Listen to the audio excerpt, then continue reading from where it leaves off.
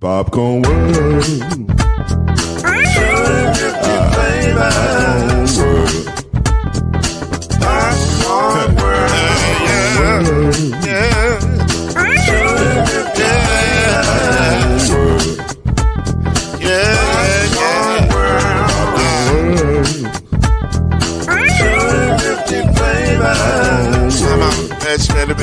Popcorn World. Can I make you move now? Yes, I can. So you can get this groove in the back of a can. Put the big and Robin world and the holes in your hand. Popcorn World. 250 flavors gonna make you smile. 250 flavors gonna make you smile. 250 flavors gonna make you smile. I said popcorn make you smile. Ah. Popcorn World. Popcorn World. Popcorn World. Popcorn World. The Popcorn World.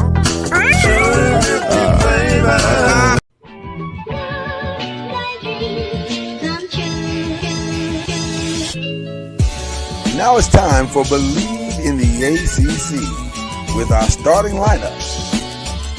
From Florida State, number 17, Charlie Ward. From Morehead State University, number 50, Lloyd Stan. And from Murray State University, number 2, Kendrick Haskett. Get ready for the best sports show about the ACC in all the land. Believe in the ACC starts now.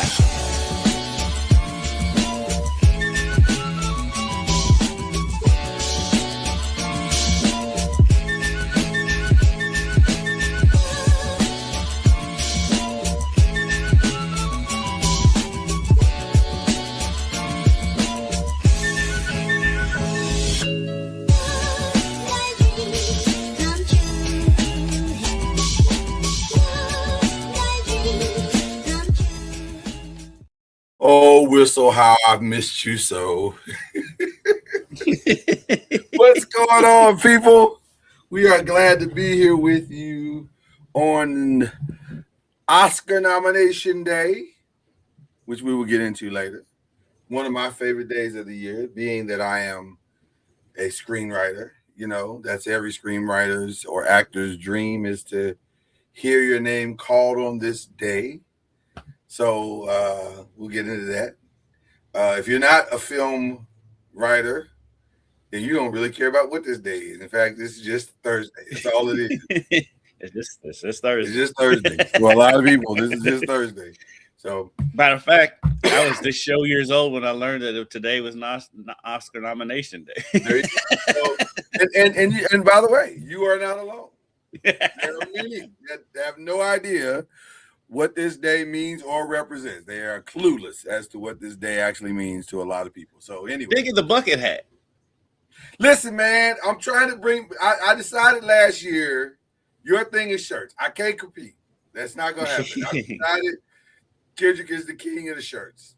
So I decided I'm going to be the king of the hats. I'm going to bring this hat game in ways that you never thought it was possible. I'm a combinations – situation. So we both got a thing. I love the championship hat or championship shirt. And you look good, sir. I ain't gonna even hold you. So we got this is what we do. We bring flavor to the situation. I love my bucket hats. And in the summer, I got a bucket hat on every day when I'm outside. So I love it. You gotta have a few bucket hats. You gotta protect all this. Listen, we got domes, people. We got domes. When you have domes, not heads, domes. We got domes.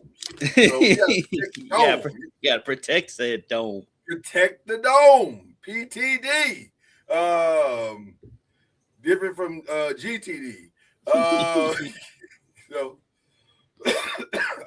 But listen, we're here. Got a lot to talk about. Got to give it up for our guy. I don't know if he's going to make it today because he's very, very big. Listen, when you're on a 4-game winning streak, you're busy. You're busy. They talking about him in these streets. Hey, you about Charlie Ward? He out here. They winning. Got a chance to see our guy this past Saturday while you were in Miami. I was right here in the PB and wearing FAMU gear in a very hostile environment. And hostile is an understatement. I was very shocked. And how PB represented itself on Saturday. I was like, yo, y'all got to calm down. Like, it's a basketball game. It's right. Not that serious. But needless to say, Charlie brought his guys in under very difficult conditions and got the victory. So you got to give him credit for that. That's pretty incredible. Let's props to Coach Junior and the Rattlers. And the Rattlers. Also, want to give some shout out to our guy, Reggie Swinton, who did a little hookup thing for Charlie. We won't go into the details, but he had Charlie's back. Cowboy legend, Reggie Swinton. So Murray State legend. Murray State. We'll give Murray State some love here, you know. But yeah, hook that up and shout out to the guy Reggie Love from UALR. So it was a combination type thing, but they worked it all out. So anyway, great weekend for both of us. You were in Miami, man. You saw it go down. Talk to me, man. What was it like? Take me there. Take me through there. I'll take you there. It was one, it was cold for Miami, to be honest with you. That's what everybody was saying. Game night. I mean, that game, because the way Miami Stadium's built, the stadium is beautiful to look at, but it's weird. It's like, listen, it looks weird because on the outside it looks like, whoa, this is impressive, and then on the inside you're like, whoa, this looks like the old 80s Cotton Bowl. Like, what is this? Basically, it's the old Miami Stadium of Joe Robbie, and you know they've changed the name on it 100 times. Right. They just put that canopy over it, but it's still the same stadium. Oh, it's the same stadium. Oh, yeah. Okay. And if you go in the press box, it's like going back in time. It's like, come on, Miami.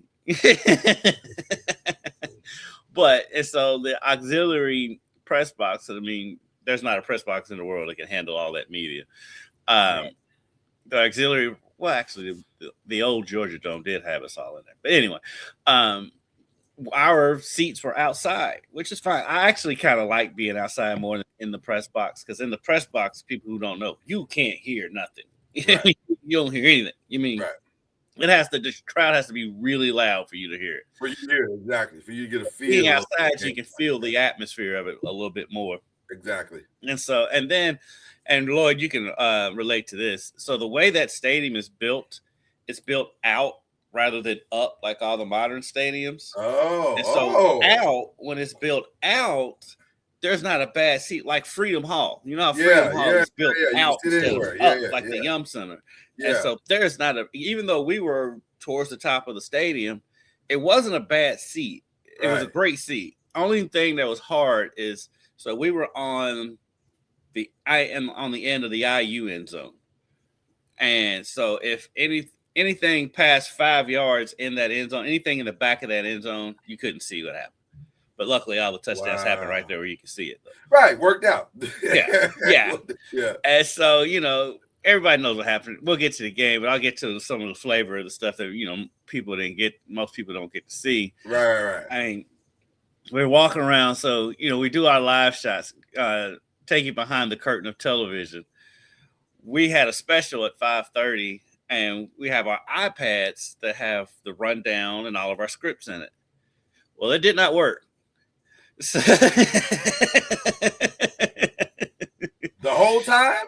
The whole time. And so we had to ad-lib the show and literally have the producer in our ear tell us what's the next story coming. Oh, wow. And so then former U of L great wide receiver Harry Douglas, who everybody knows from ESPN and That Boy Bad. That boy bad. I covered Harry at U of L, so I know Harry pretty well. And so I saw him on the sideline. First, was just, hey, what's up? And then I noticed, I was like, oh, we don't have a rundown. he needs something to fill his time in case something else goes wrong. So I went up to Harry and said, hey, can you come on with us real quick? And he's like, yeah, I got to do something and I'll be over there.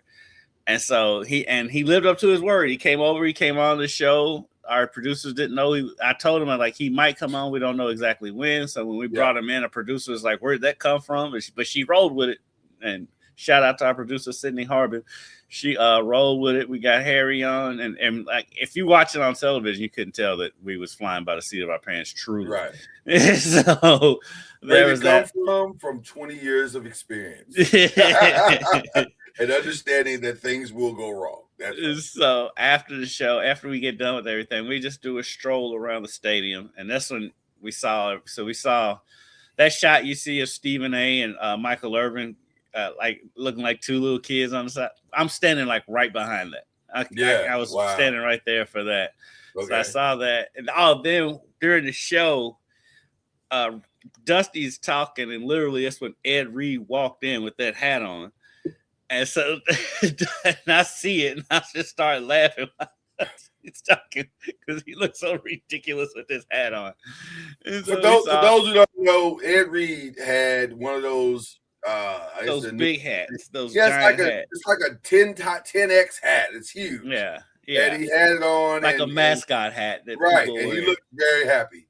He looked like somebody had just bought him the greatest Christmas present ever. So he's just strolling around saying what's up to everybody. So we saw Ed Reed, Stephen A. and Michael Irvin. I did not see Tom Brady. I didn't know he was there until Kristen texted me. He's like, say hi to Tom Brady. It's like, I didn't even see him here. Yeah, Tom was in the stands, I guess, and he was taking in the sights, as we'll get into here in just a second. So, Lil Uzi Vert was there. DJ Khaled was there. Fat Joe. Pitbull put on a concert outside the stadium. Okay. And so during our show, they had it playing on the big screens, and you could hear it. But that's the other thing. The sound system in that stadium is not very good either. And so, our media seats, they were right next to the Miami section. Yeah. But they were surprisingly. They were being fans, but they weren't like outrageous like Miami fans can be. They were straight. They were just like they had a good time. They weren't there. They had a good time. Yeah. I could see President Trump from my seat. I will say that it was majority IU fans there. Sure. And I will say it's probably about 55-45. I know a lot of people are saying 60-40, but I think it was closer to 55-45 IU fans. So Miami was there, but they definitely played an away game. Yeah. Well, a neutral site game. It was a neutral site game. It was kind of as close to the neutral site as you could get. Yeah. And to be fair, it did sound like an away game on TV. The Indiana fans were way loud. They were so loud. Right, and like when they would do the IU, I mean, that U would be loud and echoing out throughout the stadium. It did sound loud. Yeah. It was funny when they do the Hoosiers in the pros and the Hurricanes in the pros. It's slightly different. The number was, the number was different. And like it's like Indiana. There was a couple of people. The funniest thing, the player that got the biggest yell from the IU fans was Antoine Randall L, who played there like 30 years ago. Wow. Oh yeah. But I mean, Antoine was good there, though. He was. Antoine was good. It's good to see him. He's in the league. I think he's on the Lions coaching staff. It's either the Lions or the Vikings, but I'm pretty sure it's the Lions. Well deserved. Antoine was a really great player. And a good guy too. I remember I was an intern and I interviewed him when I was in college. But like they showing like Ray Lewis. I like that pause that he just made there. And as Kendrick pauses, and his screen is frozen. This show is sponsored by Popcorn World. Popcorn World, 250 flavors. And ironically, it's made in Gary, Indiana. So go by to popcornworld.com and you can get some of that Doing the World of Flavor .com and get you some Popcorn World. Listen, we had a great time this past weekend. The pause was the best part of it. When you go back and watch this later, you're gonna see this great Ray Lewis pause, like you're reaching out like a Ray Lewis. So it looked good. You look good on your pause. I'm mad I didn't get to see him down there, especially in that ridiculous outfit he had on. He definitely looked like an unk. Oh, he was giving off straight unk vibes. No question about it. Yeah. Yeah, he was straight unk. He was unk to the fullest. Yeah. I don't even want that to be. I did see Tim Tebow down there. And then on the media shuttle heading back to the hotel, I sat next to Heather Dinich, who is cool. Who I don't know, she's cool as hell. Yeah. We were talking. I was like, I say from Louisville, but we was covering IU because IU's about a couple hours from us. She says, "Oh, I know." She's like, because she went to IU. She's an IU grad, right? And she's like, I made that drive to Louisville a bunch of times, and like, and she showed me her phone and like the party going on in Bloomington that night. It was crazy, but I think Bloomington might still be partying. Listen, we got a winter storm coming this 2026 is set for Bloomington. They're going to be partying the entire year. We got winter storms coming, and they still having their celebration in the football stadium on Saturday. I'm like, y'all have fun with that. They're like, we don't care. We do not care. Y'all can be built for this. I'm not. Right. I'm not mad at him. I'm not mad at him because I get it. This was an unprecedented, unexpected, and dare I say, unbelievable situation. So let's go back. Let's get to the actual game. And we asked the question: is the U back? I still say yes.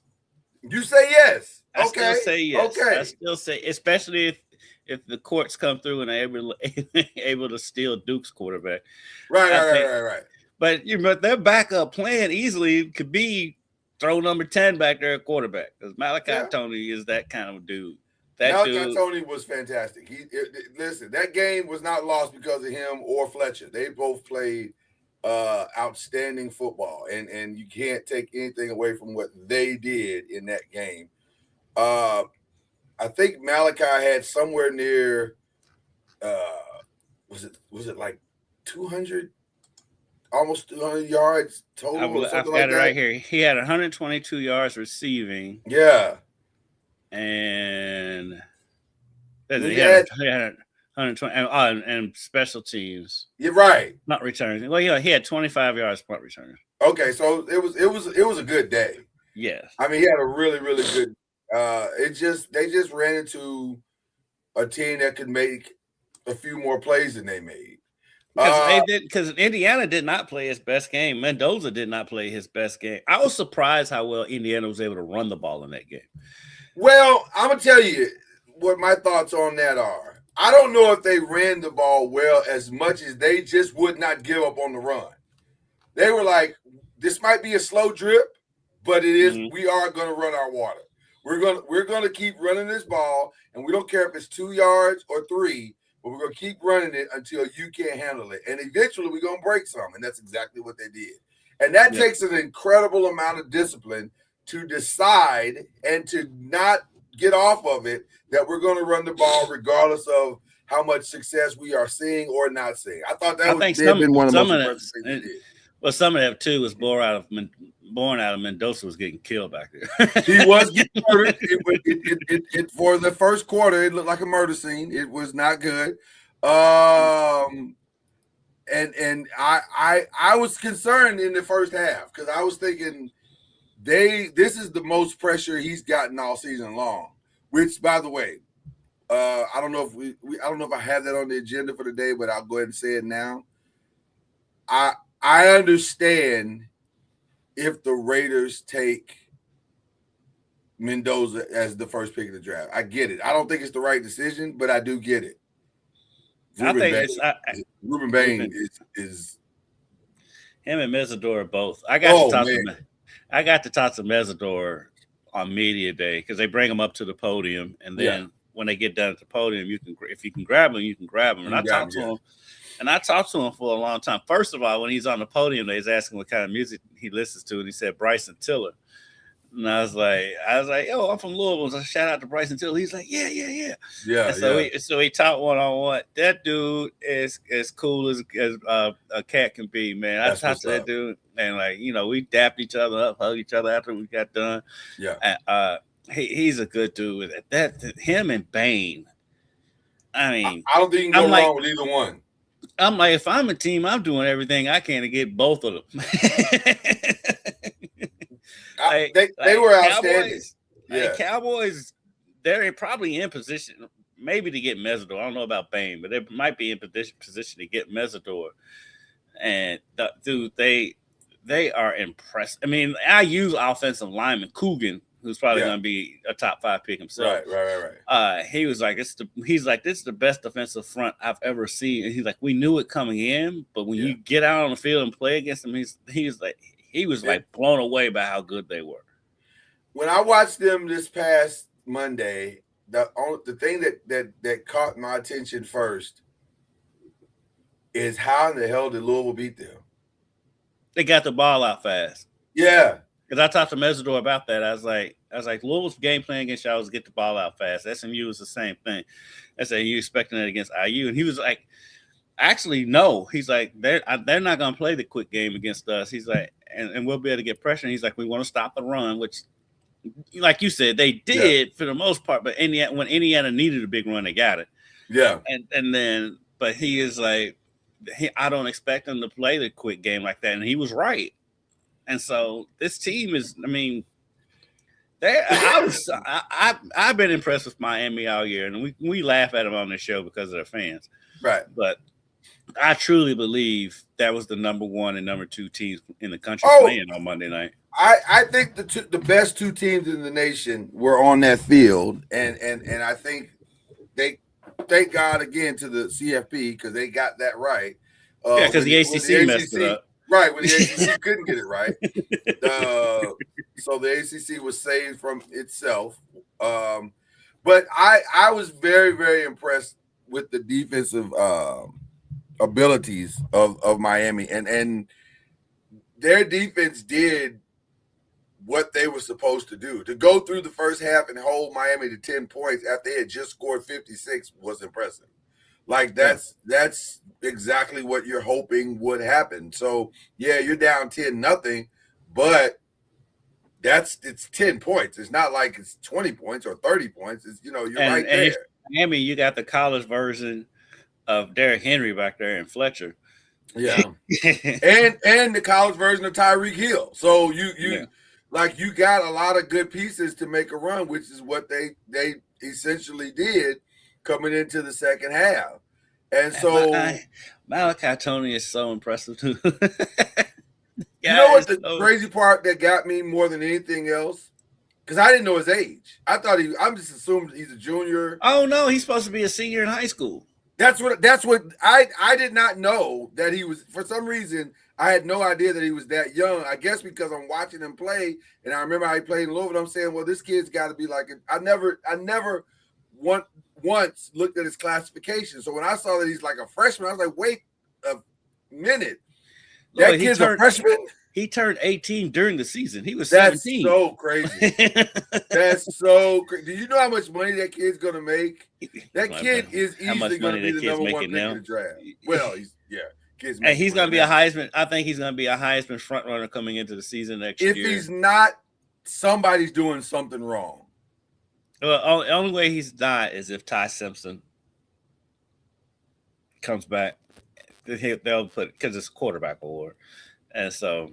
But Malachi Tone, and then I also got a chance to talk to him, not one-on-one, but just on the podium. Right. And it's funny because there's no arrogance like whatsoever. Really, that's awesome. No, that's awesome. But you can tell he's a kid though with some of his answers. You can tell, okay, he is still a kid. It's not a knock against him. It's just it's not a knock. It's just he is a kid. And if you think about it, Miami, they've got the Dolphins, the Panthers, the Hurricanes, the Heat. Yeah. So high school football probably doesn't get covered hardly at all. So he probably had barely been interviewed before this season.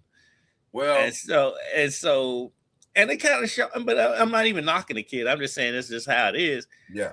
But it was a refreshing youngness about him and about his answers and stuff. Like it was crazy how much I really came to really like this team as players. Yeah. From at that media day, because they was all really good dudes. That's cool. That's very cool. So, listen, by the time we got to the fourth quarter, we had a full-blown game, ladies and gentlemen. Yes. I mean, it was a good. It was teetering there, even though game. IU was only up 10-0. It was teetering that IU might be able to run away with this, but that Fletcher run changed everything. Well, the Fletcher run. Well, two things. I think the game twisted on three essential moments. The Fletcher run was massive, because that gave us the game we so desperately wanted. Because up until that point, if you don't like defensive games, you didn't like this game. Simple as that. But once the Fletcher run in the second half came, we had like, okay, here we go. Now we got the tension. Now we got some offense. Now we got a game. But the problem is, man, that blocked punt was massive. I mean, and dare I say, it's the difference between IU winning and losing this championship. Like, definitely, literally and figuratively, because that's 7 points. They won by 6. Yeah, exactly. I don't know what went wrong after watching the play again. I don't understand, other than somebody just missed an assignment and there was maybe a communication error, but it seemed to be a relatively easy block. And man, it cost them everything. It really did cost them everything. And that's why they say you win in all 3 phases. You win games in all 3 phases, not just the 2. So, because I'm telling you, before the Fletcher run, just walking back in the stadium from halftime, you could feel the momentum. Like Miami, I don't know what happened during halftime, but like coming out of the locker room, that Miami crowd, they were going crazy before the run. Yeah. Then the run happened. I mean, and they were going nuts in that stadium. And I say that block happened, and like that changed everything in that game. And then the Mendoza run, which is going to be the signature Mendoza play. Run. I wanted to say this: the best part of IU is their discipline. They don't blink and they don't flinch, regardless of what is happening on the other side of the field. And so the fact that they didn't fall apart after that Fletcher run and they stayed their game plan. They stayed the course. That to me was as impressive as anything else they did that day. I was like, wow, they're not shook by this. Most teams would have folded. And a lot of that's got to do with the maturity. I mean, they are an older team. Well, it's maturity, but also Shaq says it all the time. If the general don't blink or if the general ain't panic, the troops ain't gonna panic. And Signetti did not seem fazed by that whatsoever. So that was a big moment. But now let's go to the play of plays, the Mendoza decision, which, by the way, I don't know if you got a chance to even hear any of this, but it turns out that was an option RPO. He could have passed or ran that play. And initially, his initial thought was to try to throw it in. He said, I was going to throw it because I felt like I could make the throw. But then when I saw the lane, I was like, I'll just run it. And I was like, wow. Scott Van Pelt was like, are you serious? He's like, yes, I just decided in the moment to run it. I was like, oh. So he just decided in the moment. This is conflicting. It's kind of because Signetti did say it was a quarterback draw. So well, he said that, but I you know what? I wonder how much flexibility, because of his level of intelligence, because the kid is very, very smart. Yeah. And I wonder how much flexibility he had in that moment. And it feels like, I don't think the kid was lying. I just think that play was probably a little bit of everything. It was like, dude, go make a play however you make the play. Whatever you see, and go react and do that. So, and that's exactly what he did. Took shot. I mean, he took 3 huge shots on that play too. Well, my favorite, it's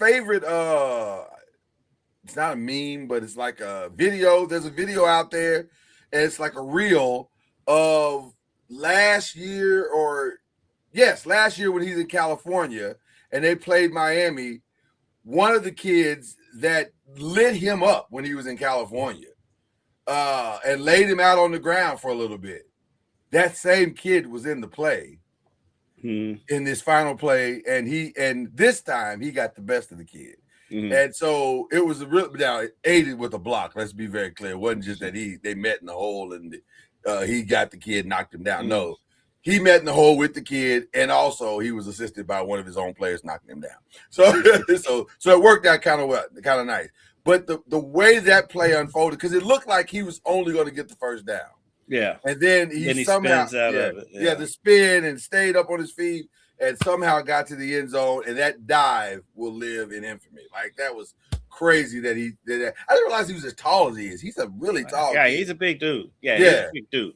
Yeah. And he's big. He's tall and he's a big guy. He's bigger than what you think he is, for sure. I mean, I can see why Tom Brady likes him, because if you look, he reminds you so much of Brady. Yeah. So much physically, he reminds you so much of Brady, and the accuracy. I mean, he did almost have one pick six, but other than that throw, his passes are so accurate. Yeah. And so and then he had some big runs in that game, the running back. Yeah. But then but shout out to Miami too, because they didn't flinch either, because that wasn't the end of the game. And so, because matter of fact, when IU settled for that field goal to go up 6, I was like, I think didn't feel like the right idea. Yeah, I was gonna say didn't feel like the right idea at the time, but at the same time, I can't even argue with Signetti saying my defense has played relatively well. I'm gonna trust them. It's weird to say that when you're essentially in an away game, even though you weren't in a real away game, but you kind of were, right? And Miami in that moment felt like, hey man, they could drive down. You got a Carson Beck who has the experience, who just did it in the last game. And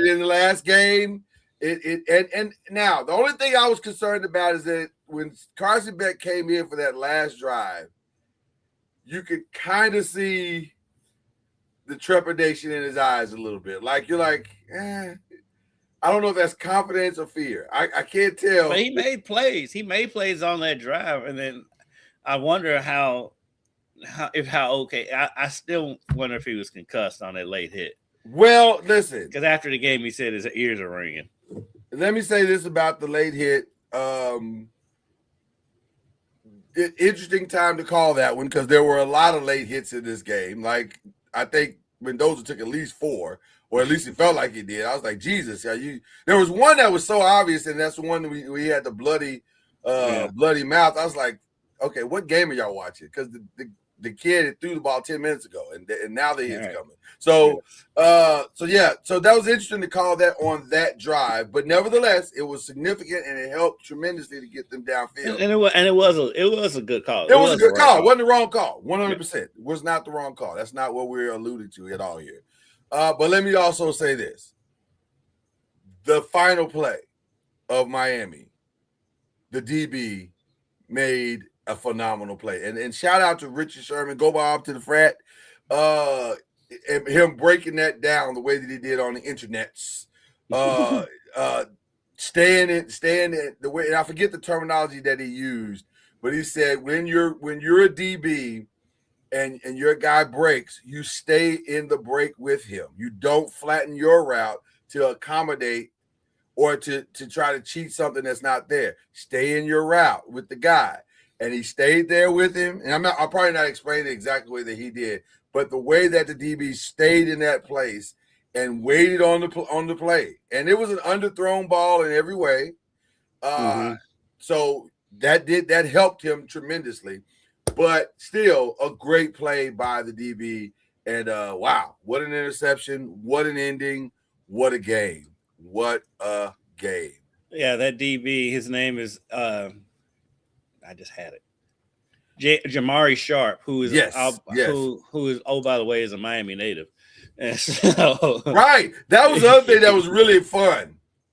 That the game was won by 2 guys who were rejected by Miami. That was cool. Yeah. You can't it is gonna make for a good movie one day. I have to admit. That's not a bad film to watch. IU.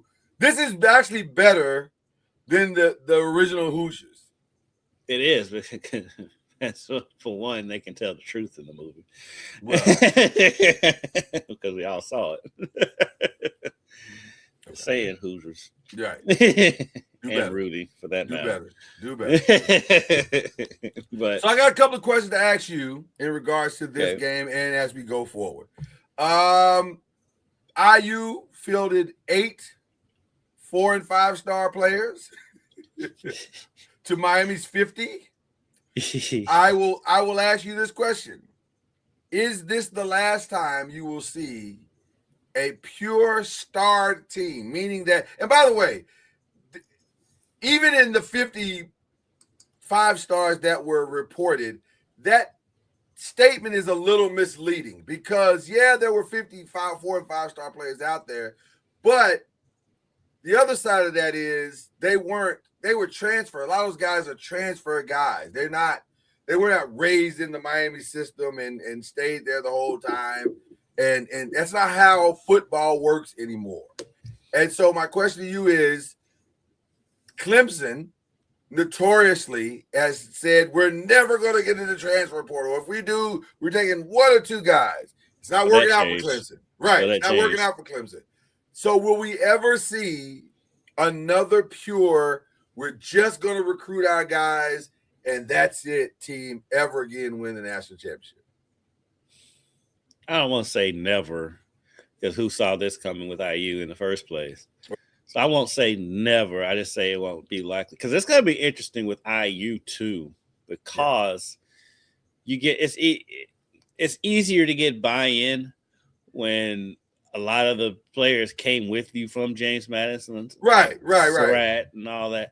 So it's heading into year 3. You're not going to have as many of those James Madison guys as your core. So how many is going to be as willing to buy in? Hopefully, I mean, with Cignetti, I don't see how you can't buy into what he's selling. But that can go either way. But it's going to be interesting to see IU going forward. But I don't think I think Cignetti is like ruined coaching for everybody across the country. Well, let me be very clear. Kentucky fans saying if he can do it, Will Stein can do it in Kentucky. I'm like, no, it doesn't work that way. I mean, maybe I'm cheering for Will Stein, but it doesn't work that way. Let me be very clear. And I think Stephen A., I don't often agree with everything Stephen A. says, but I absolutely agree with this. Yes, to your point. And you and I had the exact same thought. This is bad for a lot of people in college football. This is bad for a lot of people in sports, period. Think about this.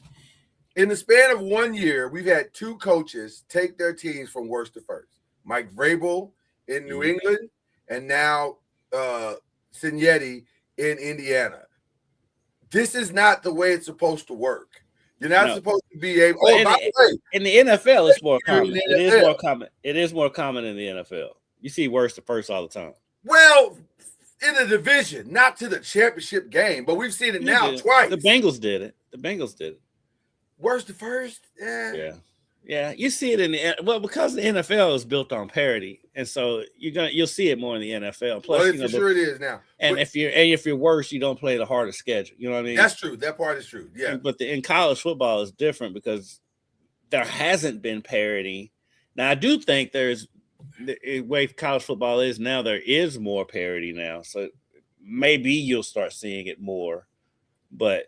Yeah, it's worst to first. It's not going to see all the time in college football. And to be honest with you, in the pros, maybe worst to first is not the right way to say it, because a worst today only means what? Like it's just you came up short. It's probably more that you came up short than you are really that bad, right? Because I mean, look at your team. Because y'all, we lost 7 games in the fourth quarter, and if you all win the division this year, it'll be considered worst to first. But it's not really that. And plus you had the building blocks. So that happens in the NFL. Team gets a bunch of injuries. Yeah.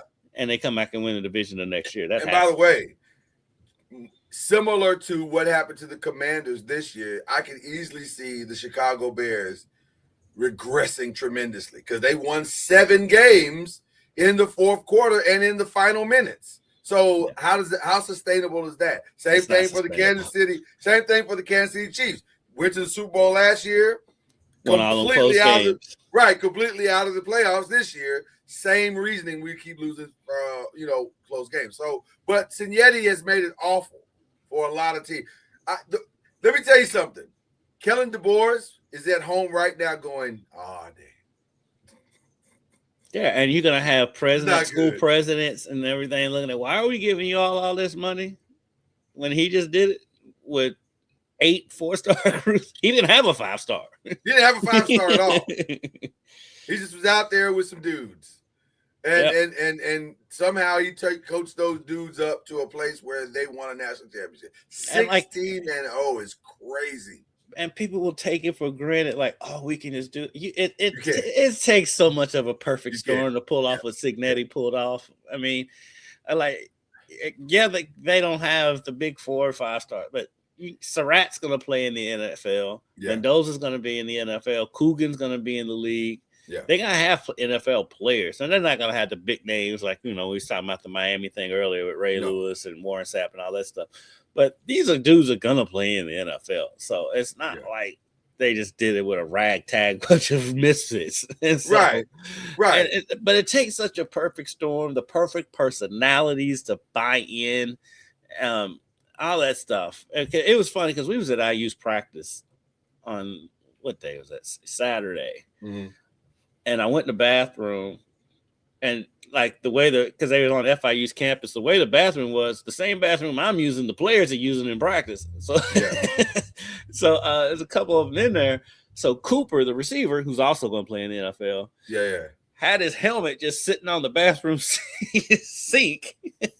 And I looked at him, I said, I was going to take a picture of your helmet sitting on the sink because it was funny. He started laughing. He's like, yeah, it is kind of funny. And so, that's the type of dudes these are. These are just like nice, guys, humble dudes. And like, you don't get that all the time. And so it's people got to pump their brakes on like, oh, if they do it, we did it, we can do it. No, it takes a lot more than just luck. There's a way to do it, and you have to have the perfect storm for it to happen. Well, it's the perfect storm. It's the perfect coach. It's the right moment. It's the belief in a culture and a system. It's a lot of things that have to go right, and a lot of things that mentally and emotionally have to go right for you to get to this place. Everybody's got to have the buy-in, and clearly IU from top to bottom. I knew they had buy-in when I watched Pat McAfee and the president of the university was like, yeah, we believed in this dude. Listen, and she had no reason to believe. There's nothing in the precedents of IU football that should make you believe in somebody. That's crazy. But she believed. They believe they got the right guy. Her and the athletic director believe they stole this guy. And they did. They absolutely did. So let's go back to the ACC, though, for just a second.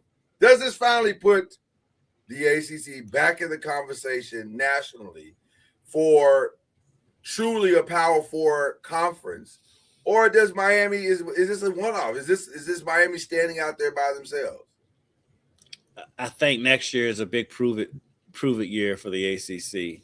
We need Clemson, the Florida State. We talked about it last week. Clemson and Florida State need to bounce back, and then because the top tier is always going to be prestige-wise going to be Miami, Clemson, and Florida State. That second tier, I put Louisville probably at the top of that second tier.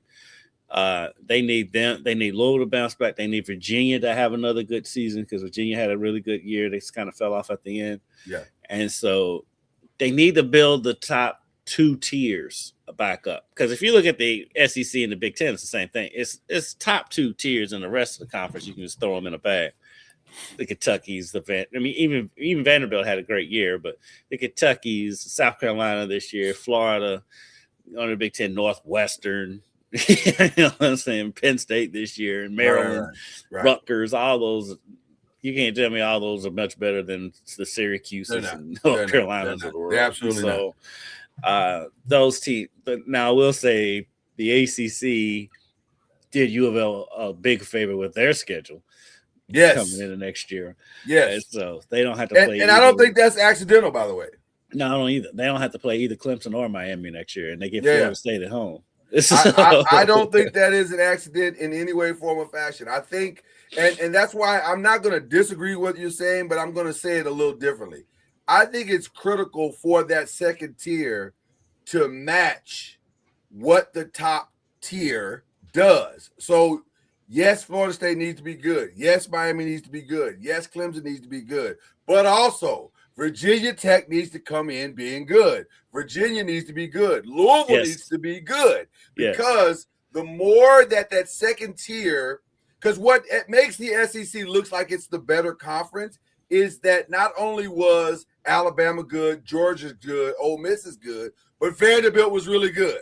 Texas was really good. They were right there. Both of those teams were right there. Texas A&M got in. So when there's at least 5 to 6 teams that are solidly in the top 25, right? Then it makes it look like everybody. This is a better conference than, because I think here's what I really believe. I think the ACC, it's the Big Ten, the SEC, and the ACC. I don't think the Big 12 is as good as people think that it is.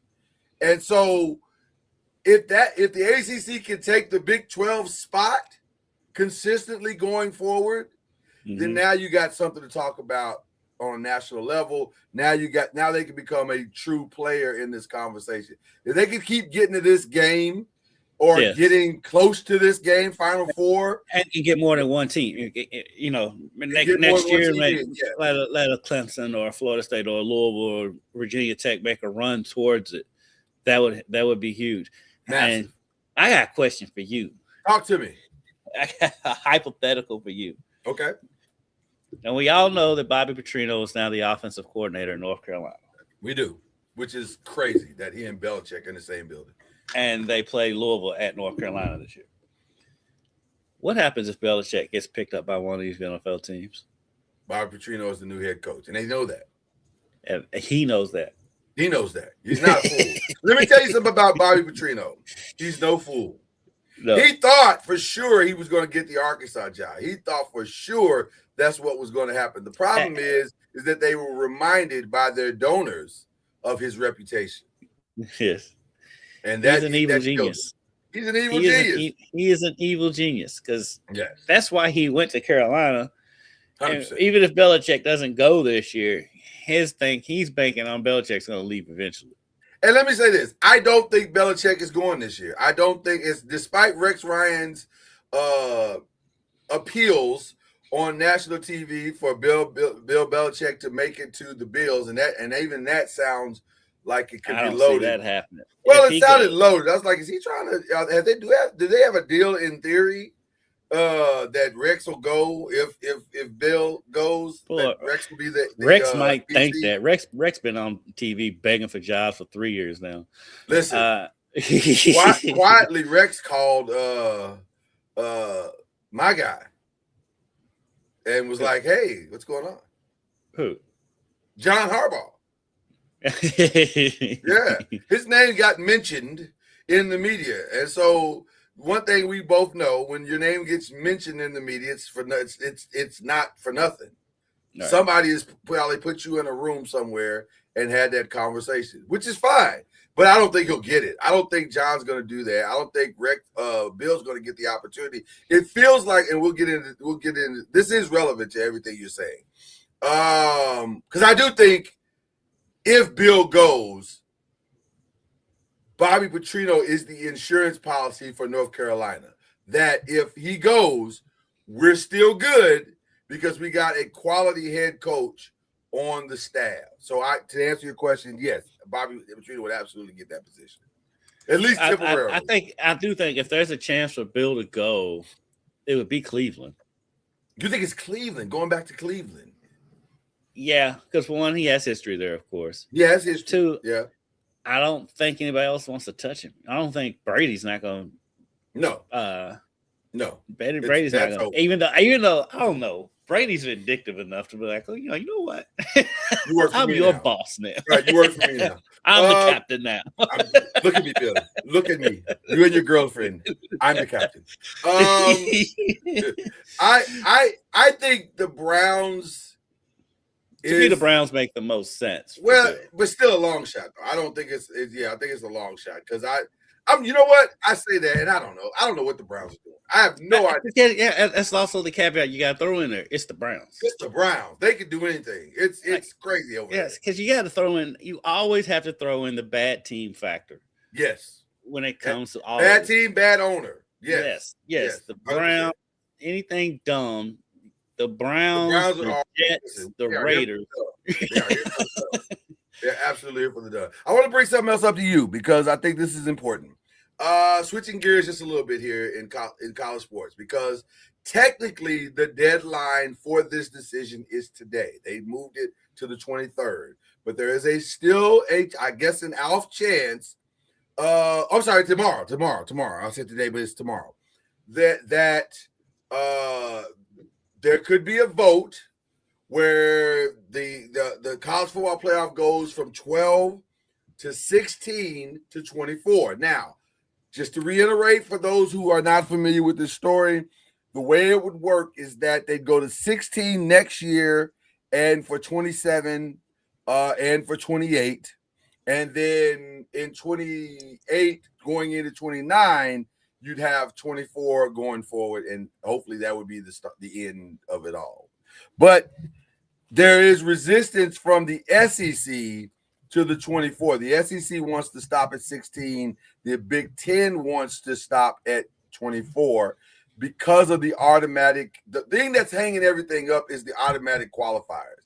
And it feels like the SEC is trying to basically lock in 8 of the 24 spots and then give Big Ten the other 8, and then everybody else has to scramble for the last 8, which is what it sounds like everybody's doing, what they're doing. It's such BS. The only thing that could come out of going to 24 is they'll have to start the season earlier, so we'll get college football earlier. And the portal will move much smoother because everything will probably be done by the New Year's Eve at that point, or at least 1 week after. And so now the rest of the January could be done with the portal. You could open it up. Well, I don't know, because even next year, the national championship game next year is a week later than it was this year. So that's what I'm saying. That's why I think the 16 could be good, because at some point you're going to have to.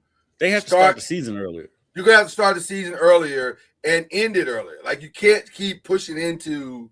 First of all, the NFL and these networks aren't going to allow you to keep pushing it in early because you're messing with the other money. And the NFL money is much, I was going to say it's much bigger, but it's probably about the same.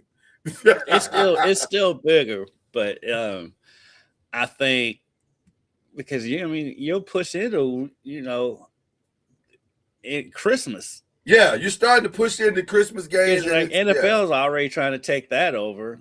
I think they still won the ratings battle, even though the NBA games were far better than the NFL games. They were really good this year. The NBA and they scheduled it better too. Yeah, they did a good job. But then, like, if you get when Christmas falls on the weekend, you're gonna have all 3 of them. Yeah, and that's crazy. That's to me is bananas. Crazy. Yeah, that's a nightmare too if your team is playing. And so if you go to 24, does that just get rid of the bowls altogether? Because when are they going to play? Well, listen. Are they going to start? They'll have to include more of those bowls. Now, I'm a big fan of including the Pop-Tart Bowl in the playoffs. I'm all for it. Why you love the Pop-Tart Bowl? Who doesn't love the Pop-Tart Bowl? Who doesn't love Pop-Tarts? It would be fantastic to see that as part of a playoff and that stadium in Orlando. If you've been there, Listen, we had a good time in Orlando. I'm not gonna hold you. We had a good time. Yeah. Orlando's a good stadium. That stadium, good stadium. Stadium's not great. It's been time. It's twice I've had to jump the fence to get out of that stadium because they closed it so damn early in Orlando. Right. Stadium's not great. I'll admit that. Literally have had to hop the fence to get out of the stadium. I agree. Stadium's not great. And it's a little confusing. Like, it's like, where am I supposed to? Like, they don't, there is this large field area around the stadium, and it's there's a lot of barbed wire. You're listen, and greatly selling large. Like it's you could almost put another stadium or another field on at least a practice field there, right in that space. Yeah. And then there's always the ballroom dancing convention that's going on in the same hotel as the media hotel, which I actually enjoy. It's fun to see that. That part's fun. That part's a good time. That part's a good time. And we make fun of it, but actually, because I think it's there's at least 4 bowls that are played in that stadium. Yes. And the setup for our needs is perfect because all the pregame stuff, the parades and all that stuff that they do is right across. We can walk to everything. It's so that part is good. That part's great. That part's great. Yeah. Y'all can stay open past midnight. Yeah, but it's going to be interesting to see what they do. But the decision will come here in the next 48 hours. I'm convinced they're going to go to 24. If not on this vote, they will eventually because the Big Ten and the SEC are trying to get all their. Oh, Charlie's not on the show. They're trying to get all their shitty teams in there. And so, I mean, if 8 spots, I mean, that is half each one of those conferences, over half for the SEC. So that means you will get the South Carolinas into the playoff. And I say 8. I'm being facetious, but not really though, because no, you're not. No, it's not great. You'll get Maryland will make the playoff. Yeah. That's what they want Northwestern in for some reason. Like who wants to see that? Northwestern in. I want Northwestern in like I want James Madison in. I don't. So I think the one thing, the argument that may help is because the teams with the byes fared so poorly so far. Indiana's the only one with the win. Yeah. That a lot of these schools are gonna be like, we don't want the bye. Right. A lot of coaches are gonna be saying that. The bye was a serious detriment because you lose all momentum, and it feels like you got to ramp up in the game, and that has because not only do you have a bye week, you have a bye week in which you don't find out who you're playing, and then you have a short week. Well, I wouldn't even call it a bye week. I would say it's a bye week, and here's what I mean by that. By the time you get to the field, it's 2-3 weeks away from the time that because there's a week in between the games, and then there's another week when the first game plays. So you're like, by the time you actually hit the field, you haven't played in almost 3 weeks. And then a lot of times you find out you have a short week to prepare for the other team because you don't find out who you're playing. Right. Meanwhile, they've been preparing for you for 2-3 weeks. Yeah, exactly. Yeah.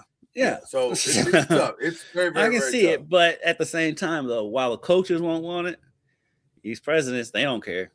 All they see is dollar signs. They don't give a flying. The coaches will make the argument, but On 3 is reporting that Indiana won the transfer portal battle, although there's still some movement going on. I don't know, and this is where it gets a little bit confusing because technically I think the portal, your name getting in the portal, that part of it I think is over. So now it's just a matter of. I thought it was, but then I see players going in today. I've seen players going in this morning. Well, I think they extended for Miami and Indiana. I was just gonna say the ones that are in the playoffs, I think they got a slight extension, like a week or 2 extension. But if you weren't in the playoffs, I think it's over for you to get in. Now, finding your school, I don't know what the deadline for that is. That's the one thing that I'm trying to figure out. And the portal's so confusing, it's crazy. But we're headed toward the end of that as well, because I think by the end of January, maybe, or it's got to be coming up fast. I'm not 100% sure. We could check. I think today might be the deadline for the portal. It could be, and I know it was January 2nd was when it opened. I want to say 22nd is the closing day. If only we had computers that we are currently sitting on to find this out. Let's see.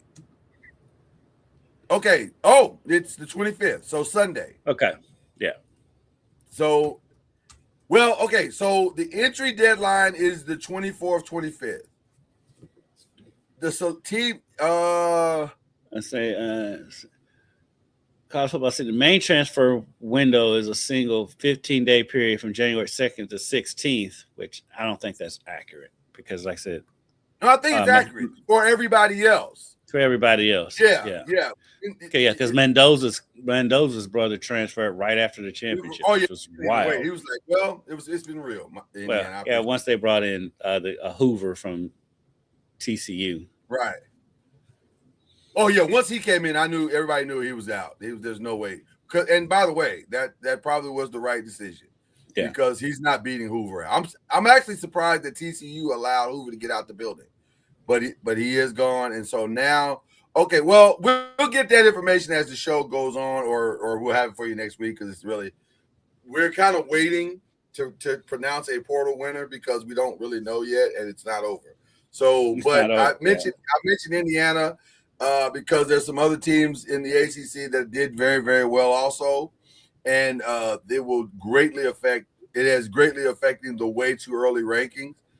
Miami's up in that mix. Louisville's up in that mix as well. So is Virginia and Virginia Tech. So it'll be interesting to see how that all plays out by the end. But nevertheless, that's your college football coverage and ACC coverage. And breaking news. I saw this email this morning. I didn't care, but I got to seen it on social media. Okay. U of L Athletics announced a $2 million gift from Isaac and Kerry Ross, approved by the ULA to fund stadium lighting. That'll be interesting. Okay, stadium lighting. They're gonna upgrade the lighting system so they can flicker on touchdowns. That's basically what that is. There you go. Nice. All right. And shout out to a young lady that I knew a little bit in Lexington when she was there, and now she's a reporter. And she's the main sports anchor in Miami now, Sarah Cardona. I got to run into her and talk to her a little bit while we were down there. Super sweet lady. Young lady just doing a thing down in Miami. She's killing it down there. So shout out to her because I got to run into her. Not a bad gig while we were down there. Not a bad place to live. Not a bad gig. I'm sure people enjoy the atmosphere down there. And I tell you what. Put a last thing about this championship. We went to Miami's practice. Well, for what they call practice. Right. I'm still kind of salty at Cristobal for that. Okay. Because we got there and they did nothing. I mean, nothing. And it was on purpose. Yeah. Their indoor facility is ginormous. Really? It is humongous. It's so big that there was a golfer in there working on his golf swing on some golf machine, totally out of the way from everybody in the indoor facility. Wow. I mean, it is enormous. I mean, it's about twice the size of what U of L's indoor facility. Now, really? U of L's indoor facility is relatively small compared to most of them anyway. Yeah. But it is enormous. Wow. That campus is beautiful. Shout out to the U. Shout out to the U. Well, let's jump over to the NBA, the Press and Pros. That's the other show that we do, and we've been lately. Can we get the open today? Would you like the opening? We haven't had that opening. We haven't done the opening in quite some time. For my brother Kendrick Haskins, I will try to bring up the opening if it's possible. But technology being such as it is, it's not. I wish I had an NBA shirt down here. I'd switch while they open. You switch? Well, I tell you what. You have a minute because I got to find the opening. That's number one. Well, I don't. Then I got to load the opening. I think this is it. I think this is the opening to the show. So if you got a second while the opening is going, let's see if you got the chops to pull this off. Is this it? Let's see. One of these is the opening. Is this it? Scoop, and y'all, we got it. Scoop, and y'all, we got it. Scoop, and y'all, we got it. Scoop, and y'all, we got it. Scoop, and y'all, we got it.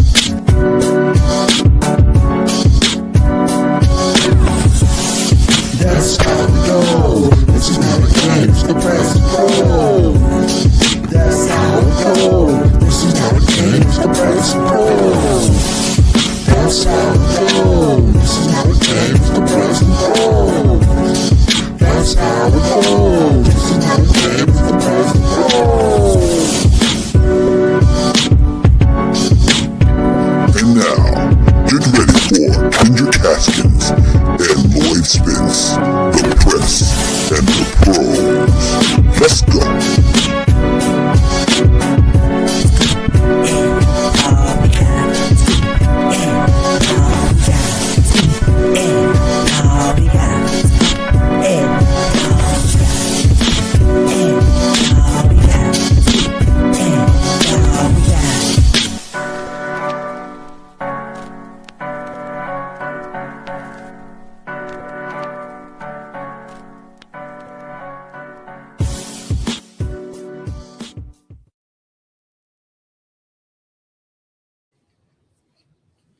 Yeah. We got the 2 best theme songs on the internet right now. I'm just saying. It's amazing. Got old man catch his breath, had to run up the steps. You look good. You look good. It's weird that you're repping the Nets, but we're color coordinated, so I ain't mad at it. Like it feels like we're playing this the whole time. Yeah, right. Mushroom shirt, mushroom belt. That's how it works. All right. So we got some updates for you in the NBA. This is we're headed toward what I think is about to be a very. At first, I thought it was going to be an active, and I still think it may be, but not for the reasons I initially thought. I thought it was going to be active because all these teams were seeing a window where they could win the national championship, and some of that is true, but this also feels like some of these teams are saying we need to dump salary and I think it's going to be a lot of salary dumps. Yes, like we need to dump salary, and because, well, the number one reason why a lot of teams are dumping salaries because I don't know what's going on with this situation with Giannis. Like initially, I thought, go ahead. What did he say last night? Because like I've got First Take on here, but of course I can't hear it. Right. And I saw that he did. They showed a soundbite from him, and anytime they show something from Giannis, that means he done said something. Well, I don't know because last night there was a weird thing. Last night's game was weird. I think they lost the game or something like that. Yeah, Shea dropped 40 on him, and he was upset. And I think he was saying players were being selfish or whatever. So Giannis has spoken out more this year than he has in his entire career. Mm-hmm. Which leads me to believe that the guy is a phenomenal chess player because he's moving the pieces of exit strategy around the board at a very efficient rate. Every time he steps to a microphone, there's another piece being played to where it looks like he's going to go. Last night was probably about the selfish comment that he made, but the night before was about they asked him, what's the possibility of you being here all season? He said, not sure. so something, and then the other part that plays into this conversation is that where there was this ramp up of Ja Morant in Miami, and now that's slowed down. There was this ramp up of Anthony Davis to Atlanta, and now that's slowed down. It feels as though everybody is saying until we get definitive information from Milwaukee that we're going to have to trade him, there's not a lot we can do. And I think there's going to be a lot of trades that end up not happening. I think John's going to stay in Memphis now. Well, especially after his comment the other day, he's like, I got the logo on my back. This is where I want to be. So then by the way, that's a turn of statements because it has not been that he's been saying that prior to the other night. Now, the other thing that is going to force something to happen is the Jimmy Butler injury. Mm-hmm. Jimmy Butler going down is the worst possible thing that could have happened to Mike Dunleavy because Mike Dunleavy could kind of hide behind the fringeness of what Golden State had been doing to this point. Now that is about to come, that has come to a screeching halt, that they are no longer a fringe playoff team, but now they are essentially a lottery team without Jimmy Butler. They have to make some decisions. They have to decide what they're going to do. I did see a possible Kuminga for DeMar DeRozan. Well, I tell you what, let's get into it in a little game I like to call Pack Your Bags. Some people are going to have to pack their bags, and we could actually start with Jonathan Kuminga if you like, because we're already here. And like Golden State management, when he demanded the trade, it's like, shut up, like Kevin Hart. Listen, I'll be honest with you. A little respect for that kid. When Jonathan Kuminga demanded a trade, that could be the most delusional demand in the history of the NBA. Like, fam, you are in no position to demand anything. Like, right. Have several seats. Like, it ain't no. Stop. And like, shut up. And here's the two things that could be true. Mike Dunleavy said, when there's a demand, when you demand something, there should be a demand for you. That is true. But also, you have done as much to destroy that demand as humanly possible. You and Steve Kerr have killed whatever demand could have been there because you don't play him and you don't respect him. So and like, but it's crazy because his teammates do, because I've seen Draymond Green rave about him. I see Steph say some things about him, and it's like the whole situation is weird. The situation is super weird. It is. They seem to love him. I guess shout out to the Warriors for not letting anything get out, reasons why it's still so confusing about what's going on behind the scenes. But it's the strangest situation, because when he's played, when he finally got in during the playoffs last year, he played well. When he's played, he plays well. The teammates love him. Yeah. But they don't play him. He doesn't get consistent playing time. I think part of that too is because his game and Jimmy Butler is the same game. Right. See, Major? Free Kuminga. I don't get it. I don't understand it, especially when Golden State's struggling like they are. They have a really good player on their team. He could be a quality third or fourth option on the team when you have Steph. Right. And because right now, even with Jimmy Butler, how is he not the third option? Who else? Podziemski, no disrespect to Podziemski, but come on. Right. Kuminga's a better player than that. So I don't understand this Kuminga situation. It's the weirdest thing I've seen. Yeah, I don't get it either. But also I kind of get it. And here's what I mean by that. I see a kid who, for whatever reasons, if you want to blame the administration and management and the coaching staff that they're stunting his growth, then I can get on board with that. But if you want to say to me, for a kid who's that talented, he should be further along, I can get on board with that. Like, I think it's a combination of it all. And unfortunately, I think maybe all of it is true, which is why it's so difficult to assess what he is. Now, ironically, one of the teams that's saying, well, we might take a fly at him is the Lakers. But I don't understand that, because don't you already have like 3 Kumingas? The Lakers. If you're the Lakers, don't you have 3 Kumingas in Vanderbilt, in Rui, in Connect? Right. You got 3 guys that are playing under potential right now. You don't need a 4th. So the Lakers in roster construction have not been hand in hand in a while. Well, which brings us to that conversation. Because, yes, that is a team that needs to do something. That is a team that has a massive Austin Reeves problem. But also, other than big moves, do you trust, I ask you this question, do you trust Rob Pelinka to make roster moves? Anthony Davis is of the world, good at that.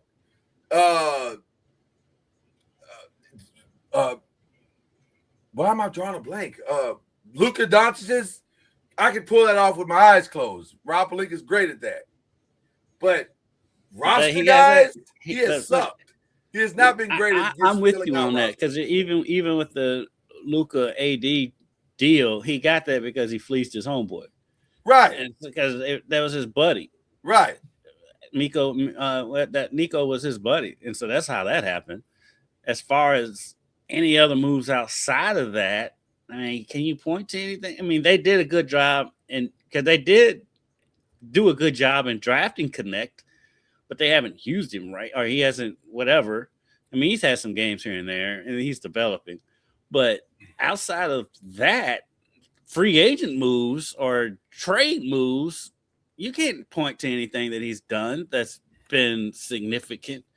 Because like I said, you can point at AD and Luka Doncic, but that's the equivalent of Danny Ainge giving Kevin McHale, Kevin Garnett, and Paul Pierce. That's not that hard. Not Paul Pierce. Who was it? He basically gave the Celtics Kevin Garnett for a bag of donuts. And so you can't. I don't give him really credit for that. So outside of that, he has not proven that he can construct a roster. Because if you look at their roster outside of what's LeBron and Luka, and I guess you can give him credit for Austin Reeves a little bit, but the roster construction is not great. He has not been able to build a sustainable roster around either player. I just looked over and saw Stephen A. Smith. His face he's making just now, and I just had to laugh. Yeah. Well, listen, it happens a lot. More times than we care to admit. He's making his face. I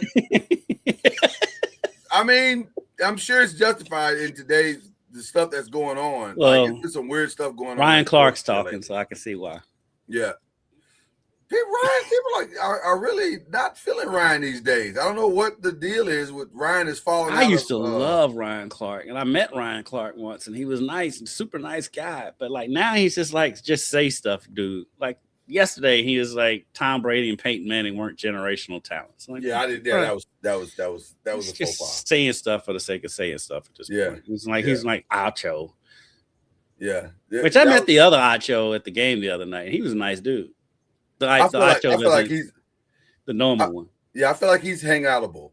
Yeah, like he's nice. He can roll with the crew, but the other one, I'm like, I'm good. Yeah, you like attention a lot. I'm good. A lot. And that's what Ryan Clark is at this point. Yeah. But yeah, I don't know what the Lakers are gonna do, but their biggest problem is that they got an Austin Reeves issue. Do you pay that dude 5 years, $241 million? And if you do, then you're basically admitting that you're going to have a horrible defensive front court for the next 5 years. Do you want to do that? And because you have to build your roster around that move at that point. And I don't know if I don't know if you can win a championship. They are in a backcourt being awful. Yeah, people don't talk about it enough, I don't think. But the Lakers are in a predicament because, like you said, they have that Austin Reeves problem. You got the albatross of an old LeBron hanging around, where LeBron can't be your number one player anymore and win a title. He's fitting it, and even as a number two. I don't think he can be. You can win a title with LeBron. I think LeBron has to be like a third option at this point in his career, and so you can't get a third option. So Ayton has been okay. He has his games where he's DeAndre Ayton, and he has his games where he looks like the DeAndre Ayton we thought we was going to get. Right. And so and they have no bench.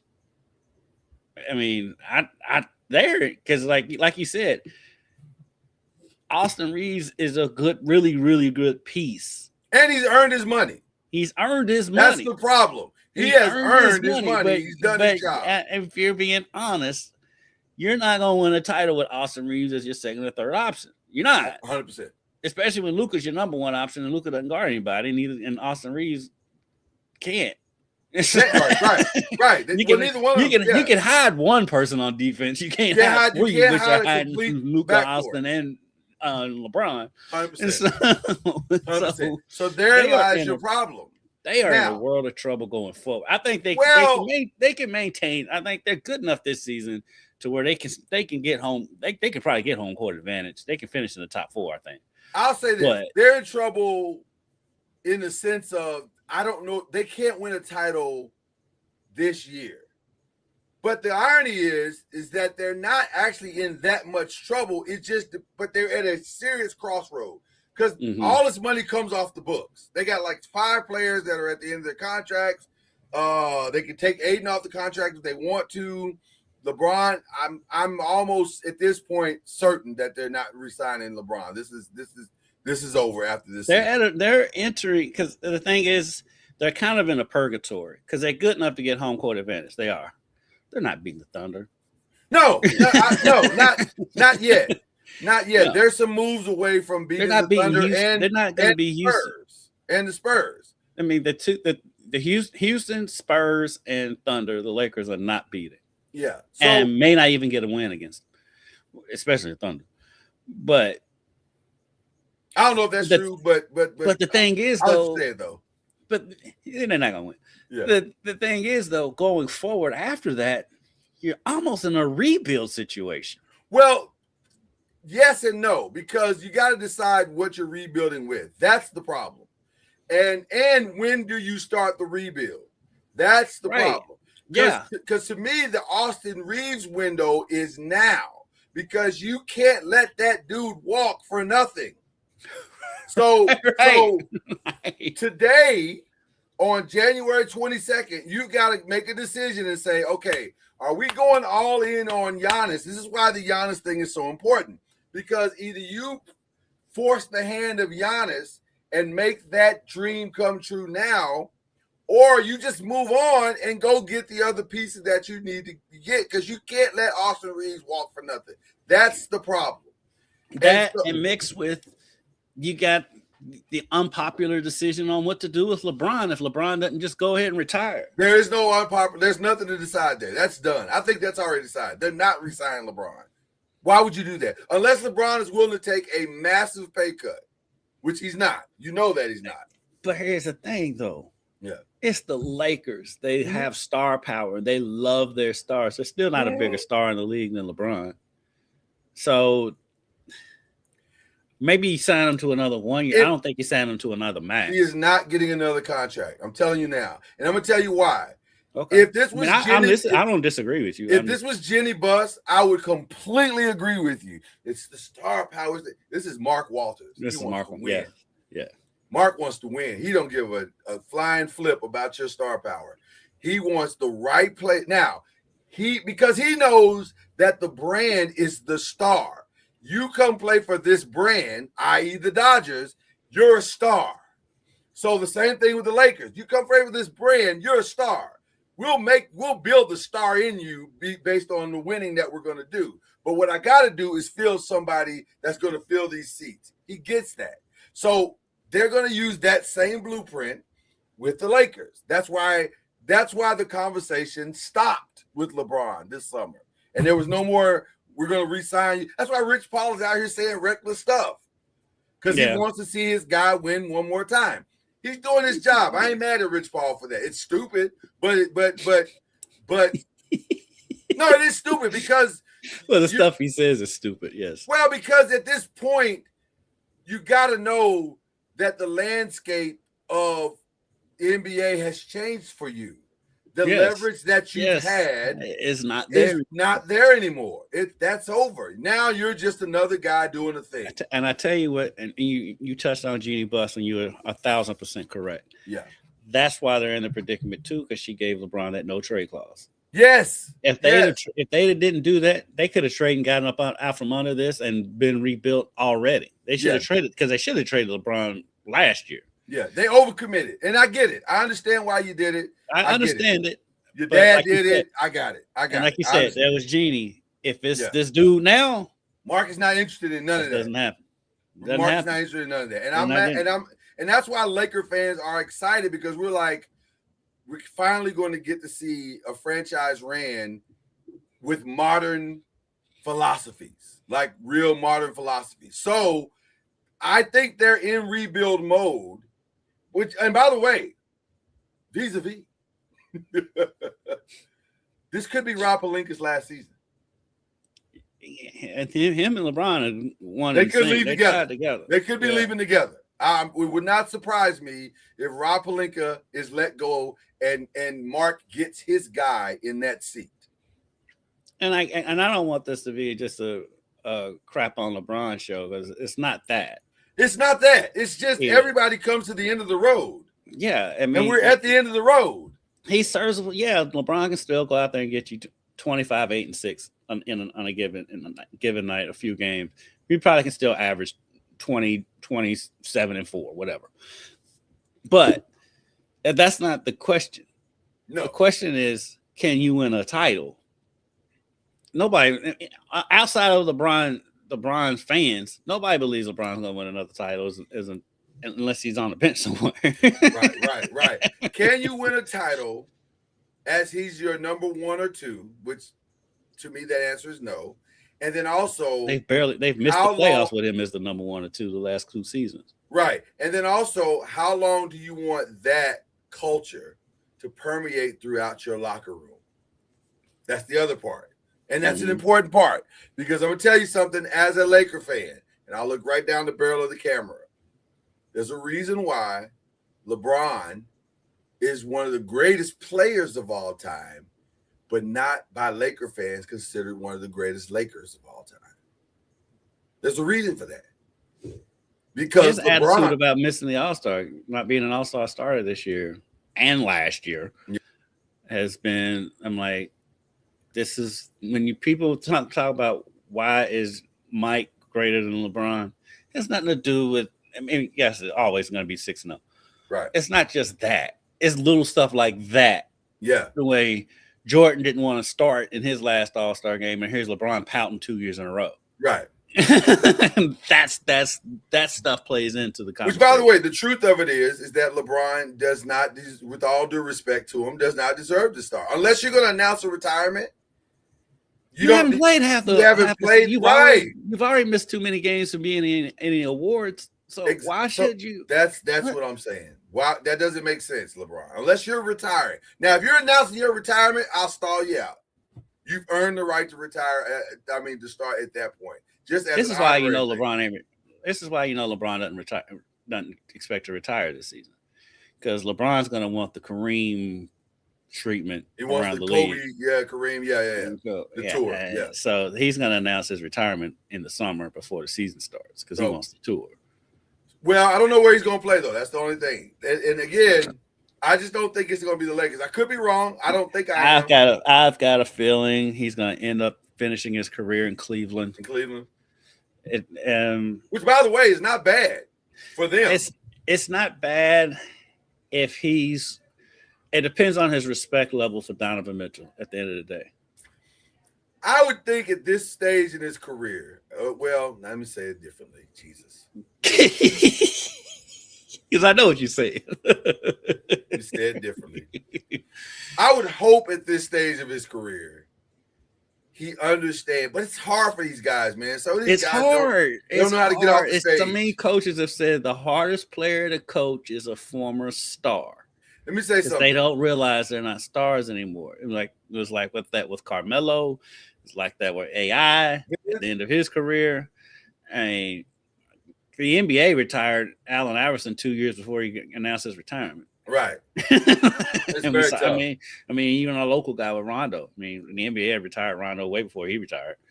It's hard for them to realize that they're not the man anymore, and I understand it, and and I totally get it. I get it. So now let me give everybody the hot take that you've been waiting for, because here's what I see as a Laker fan.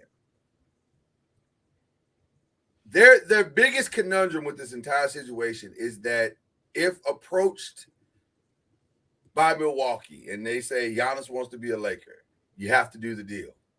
Because it's Giannis. You have to do it. But can I be honest with you? That's not the best deal out there for the Lakers.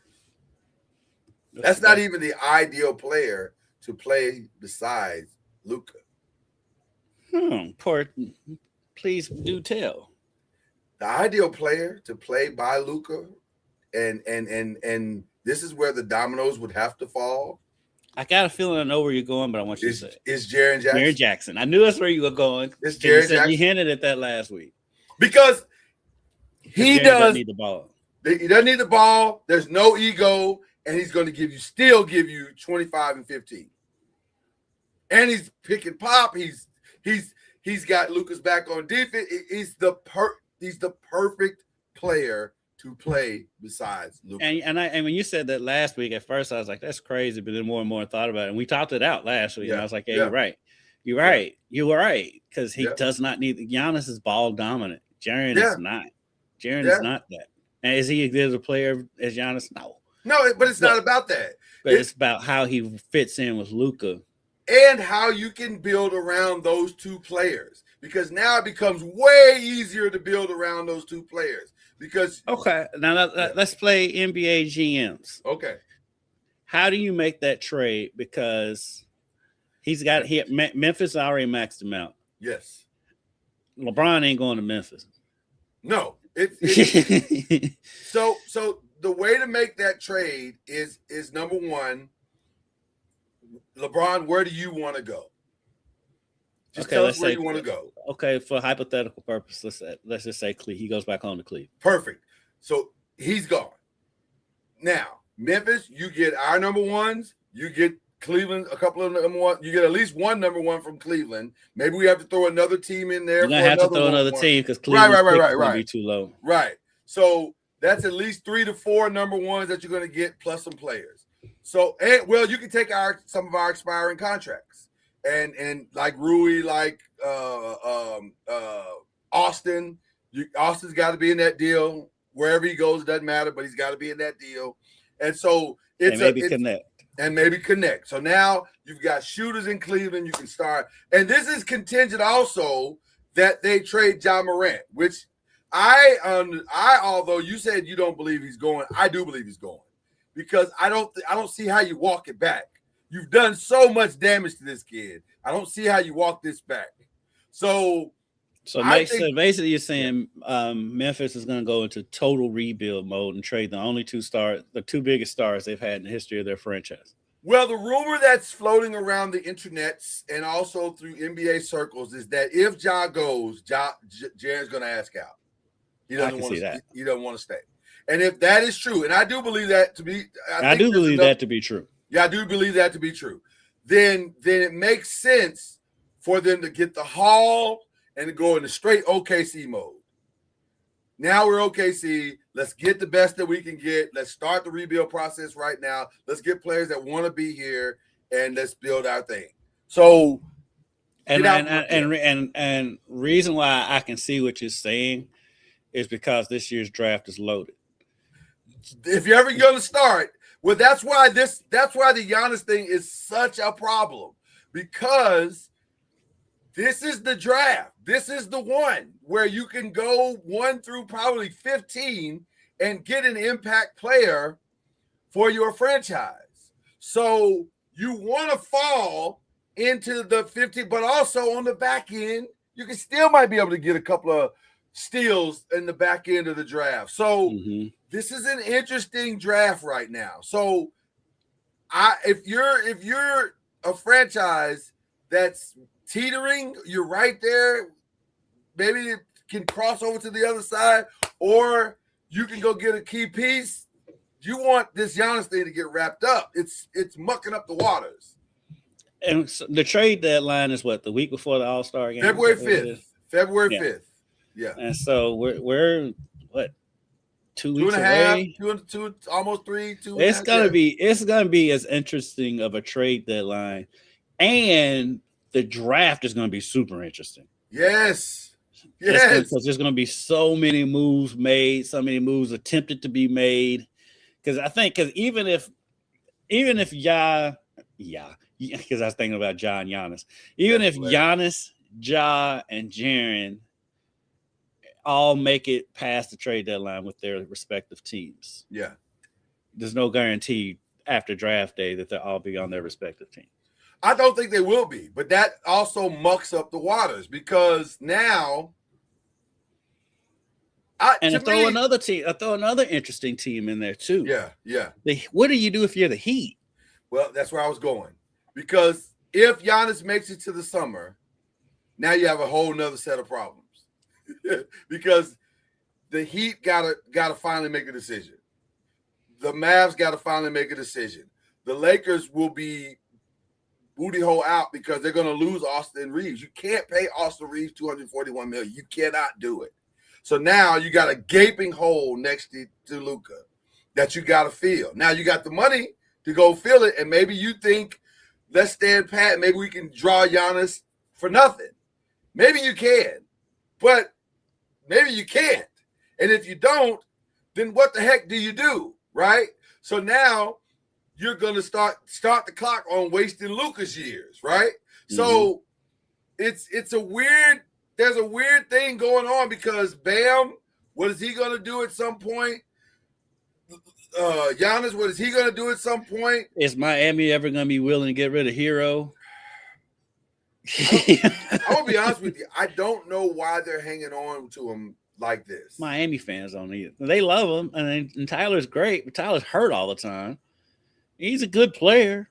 He's not franchise. He's replaceable. But they think he is. They've held on to him throughout James Harden. They've held on to him. It was somebody else that they was like, no, they didn't. I want to say KD may have been one of those players that they didn't. because they didn't want to get rid of KD, Hero. I know James Harden. Yes, Yeah. it may not have been KD, but definitely Lillard and James Harden are reasons they did not They let pulled the trigger on those deals, because they wanted to keep Hero. What do? Another two more sneaky franchises and all this too. Yeah, Indiana and Boston. So Indiana, they're gonna follow because Indiana's off. They're gonna be in the lottery most likely, and Boston's gonna be close to. Boston might still scrap around and make it into the playoffs, but they're gonna have a higher draft pick than normal. No, Boston's doing good. Yeah, but Boston's doing good. The problem with Boston is they're paying a ton in like they are top heavy. Boston's number 2 in the Eastern Conference, but they're top heavy. They're top heavy, and I don't know if that's sustainable because it's not sustainable. You can't pay $300 million. Well, plus just for the season, Philly's coming. Philly is coming. And by the way, Philly's got some challenges financially. Like there's some teams that are going to have to dump salary. Like and Boston, I think is going to be. I just don't think. But like just this season, I keep hitting this thing. Yeah. This season, Philly's coming. I think New York will catch Boston. They're only a game and a half behind them. Toronto, I don't know, and then Cleveland should be playing better than they are. I don't know what Cleveland's doing. They almost blew that game last night against Charlotte. Right. So, but those 4 teams that are right behind Boston can all catch Boston. And so, yes, as good as Boston has been playing, that is 1,000% correct. And honestly, if I'm Boston management, I'm like, yay, we're winning, but damn it.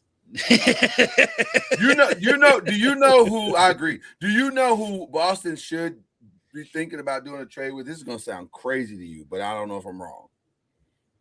That Karl-Anthony Towns thing could be it for them. This Karl-Anthony Towns thing kind of came out of nowhere. Well, yes and no. I haven't heard that for Boston. I can't see the Knicks trading him to Boston though. That's not going to happen.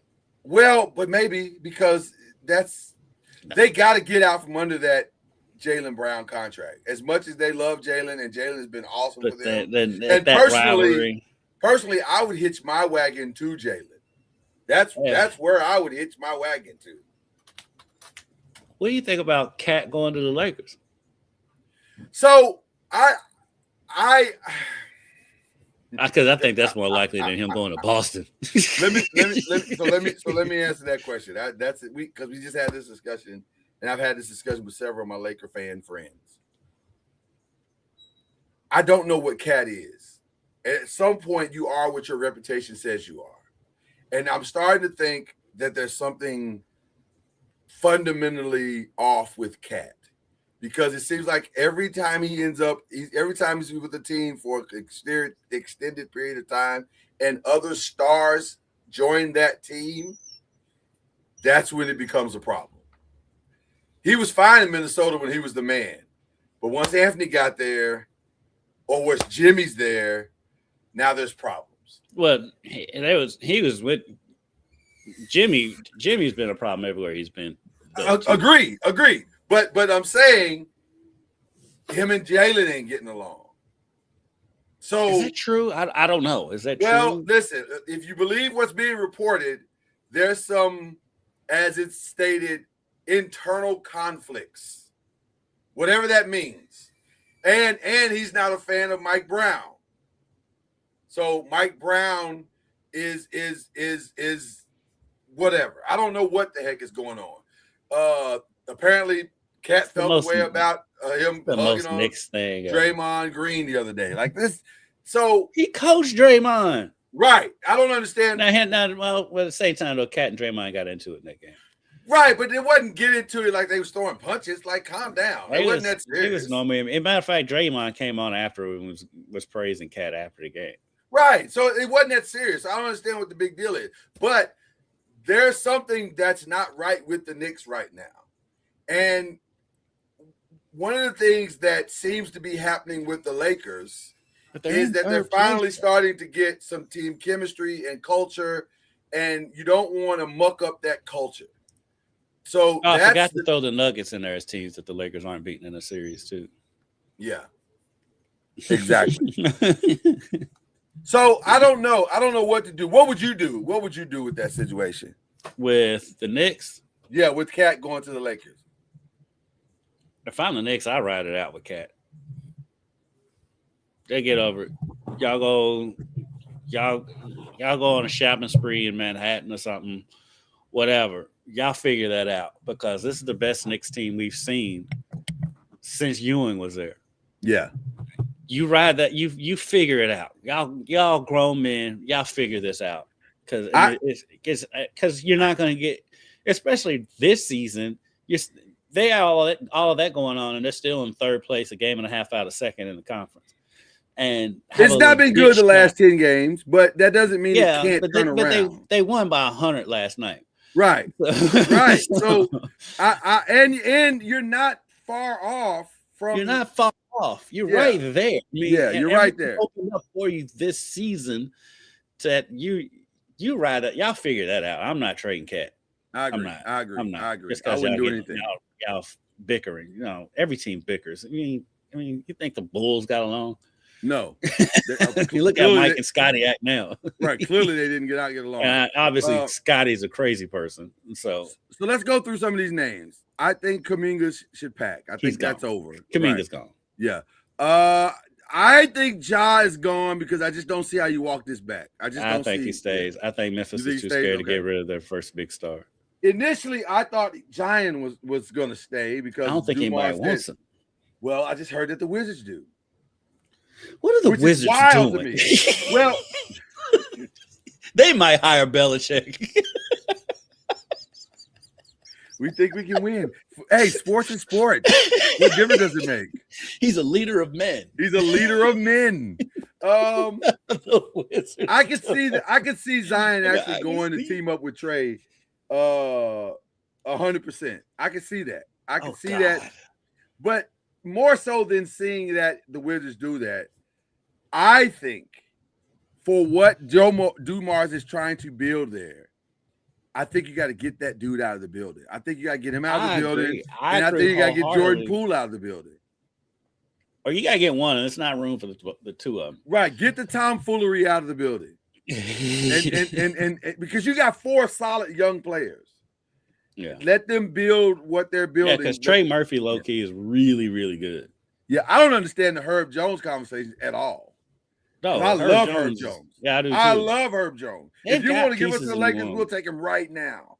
Him or Trey Murphy. Yeah. Yeah, or Trey Murphy. We'll put him in a hat. You choose for us. Yeah. We'll take them both.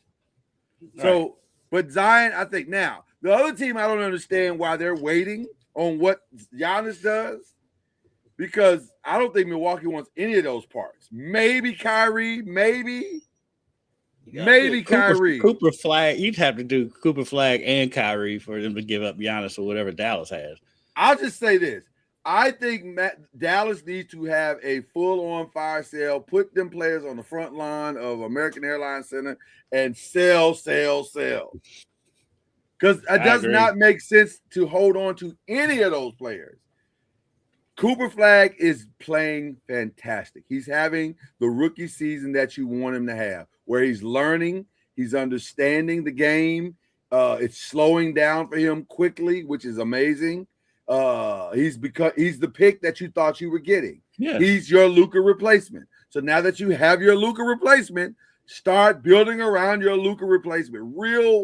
Real pieces around your Luka replacement. And by the way, if you go ahead and tank this year and get a top 5 pick, you could end up with either a great point guard in Mikael Brown, or you could end up with a great complementary player with the young man from North Carolina, or Dybinasty, or a myriad of other players that are playing great in college basketball right now. Mm-hmm. So it does not make sense to keep mucking around with any of this. God bless Kyrie. Thank you for your service, but you got to go. But you know what? You know what though? Yeah. It might be ideal. It's probably a good idea for them just to stand pat because you're gonna get a good draft pick. They're gonna finish they'll finish in the lottery. Where they're at? Where are they at right now? Yeah, but I don't want to keep paying the money. I don't want to keep paying the money. Dallas is gonna finish in the lottery. Yeah, they are, but I don't want to keep paying the money. Why I gotta keep paying AD? Well, this is what I'm saying. That's your piece to move up and get 2 picks in the draft. That's why you stand pat. You talk about in the summer? Yes. I trade. Can I get those picks right now? Why are we waiting? Nobody's going to trade for AD right now. They might. AD's not playing the rest of the season. There's a sucker born every minute. This is true. The Wizards are there. The Wizards are trying to get Zion. But in all likelihood, even if AD is your trade, I think you keep Kyrie. I mean, AD is your trade. I keep hearing that, but I don't. For what? Going to get, because Kyrie is Kyrie. Kyrie is still that man. That's a hell of a backcourt with Kyrie and Cooper Flag. You're gonna get a solid rookie in the draft this year. I can't hear you. Kyrie is 33. I muted so I can get this information. Kyrie's 33. Okay. Coming off an ACL. He's also a smaller guard to where the him coming back is going to be easier on him than it is on a bigger player. I love Kyrie. Let me be very clear about what I'm about to say. I love Kyrie. I think Kyrie is one of the most amazing guards in the history of NBA basketball. I don't know if I want to pay that much to a 33-year-old guard. And also, isn't he already under contract? You don't think he is. But what I would love to see Kyrie be able to do at 33, I love to see him go compete somewhere one last time. We're not going to compete for a title anytime soon. By the time we get ready to compete for a title, Kyrie might be 38. But if you're Kyrie, you leave that decision up to Kyrie. I know he loves Dallas. He loves Dallas. They love him. He's totally turned his reputation around in Dallas. You gotta love that. Love that. So I really do. And I think he grew up a lot in Dallas. He did. And so that's another reason why I'm like, they're not gonna let Kyrie. I don't think Kyrie's gonna ever leave Dallas, if I'm being honest with you. I'm talking about from a lifestyle perspective. I think he's staying. Oh yeah, he'll retire. Even if he plays with another team, he probably retire in Dallas. He'll retire in Dallas. Yeah. Stay in Dallas. Seems like a virtual lock now. Pack your bags, Michael Porter Jr. He's gonna end up on somebody's contender. He's gonna be on nowhere yet. Yeah. Maybe Golden. I know Golden State was talking about him before Jimmy Butler got hurt. Makes sense. Know if they have. It makes sense. I don't know if they got now. Maybe they'll do a Jonathan Kuminga thing. They can finagle him out of there that way. But say hypothetically, say you had the choice if you're Golden State between DeMar DeRozan or Michael Porter Jr. Michael Porter Jr. 100%. Okay. Michael Porter Jr. I got more versatility with Michael Porter Jr. from an offensive side of the ball. I know I'm giving up a lot on defense because he's not the greatest. And the injury and the back. And then there's the back part. Yeah. But I like Michael Porter Jr. offensively to pick up the slack that what we lost from Jimmy Butler. You know, I can spread the floor with Michael Porter Jr. a little bit. He can be my low budget Klay Thompson. You know what I mean? So yeah. My only concern with Michael Porter Jr. is his back. His health, yeah, absolutely, 100%. Now, some people are saying LaMelo Ball is going to be there. Some people are saying he won't. I say free LaMelo Ball. I was watching them last night. Them being awful makes zero sense. They have a good core between him, Knipple, and the kid from Alabama, and Bridges, and the second-year player from Alabama. Oh yeah. I don't understand why they're so bad. I don't either. Brandon Miller is his name, right? Yeah, Brandon Miller. Yeah, I don't get it either. It doesn't make a lot of sense. He had 24. Brandon Miller had 24 last night on 8 of 20 shooting, and had a couple just monster dunks last night. Yeah. Knipple plays well. Yeah, I mean, Knipple had 11. He led the team in rebounds with 11 rebounds as a guard, and he's not that big. He's 6'4". 6'4", yeah. But he's a dog, though. He's a dog. He goes in there, and he can. And he's one of the leading 3-point shooters in the league. He's what we thought Connect was going to be. Yeah. He's what we thought Connect was going to be. And so they've got a core. That's why I'm like, well, they're a super young core. Bridges is the vet, and so I could see them holding on just because they do have a solid core to build around, and they're going to add another young talent in the draft this year. I can see them holding on to LaMelo, but I can see a contender making a. But I'm trying also though. You got to think, what contender needs a point guard? Houston. Yeah. They need it bad. They need it bad. Yeah, I don't think Houston can win without one. I think they're gonna get their doors blown off if they don't get one. So that would mean if for them to make that trade, that means they would be trading Reed, Shepard. Probably. They might be able to finagle. And see, it gets worse because Steven Adams, I think, is out, right? He's out for the season. Is that what's going on? I think he is out for the season. So you got it. Your front court just became something else. You can't. Clint Capella's only going to take you so far. Yeah, Clint Capella's our age.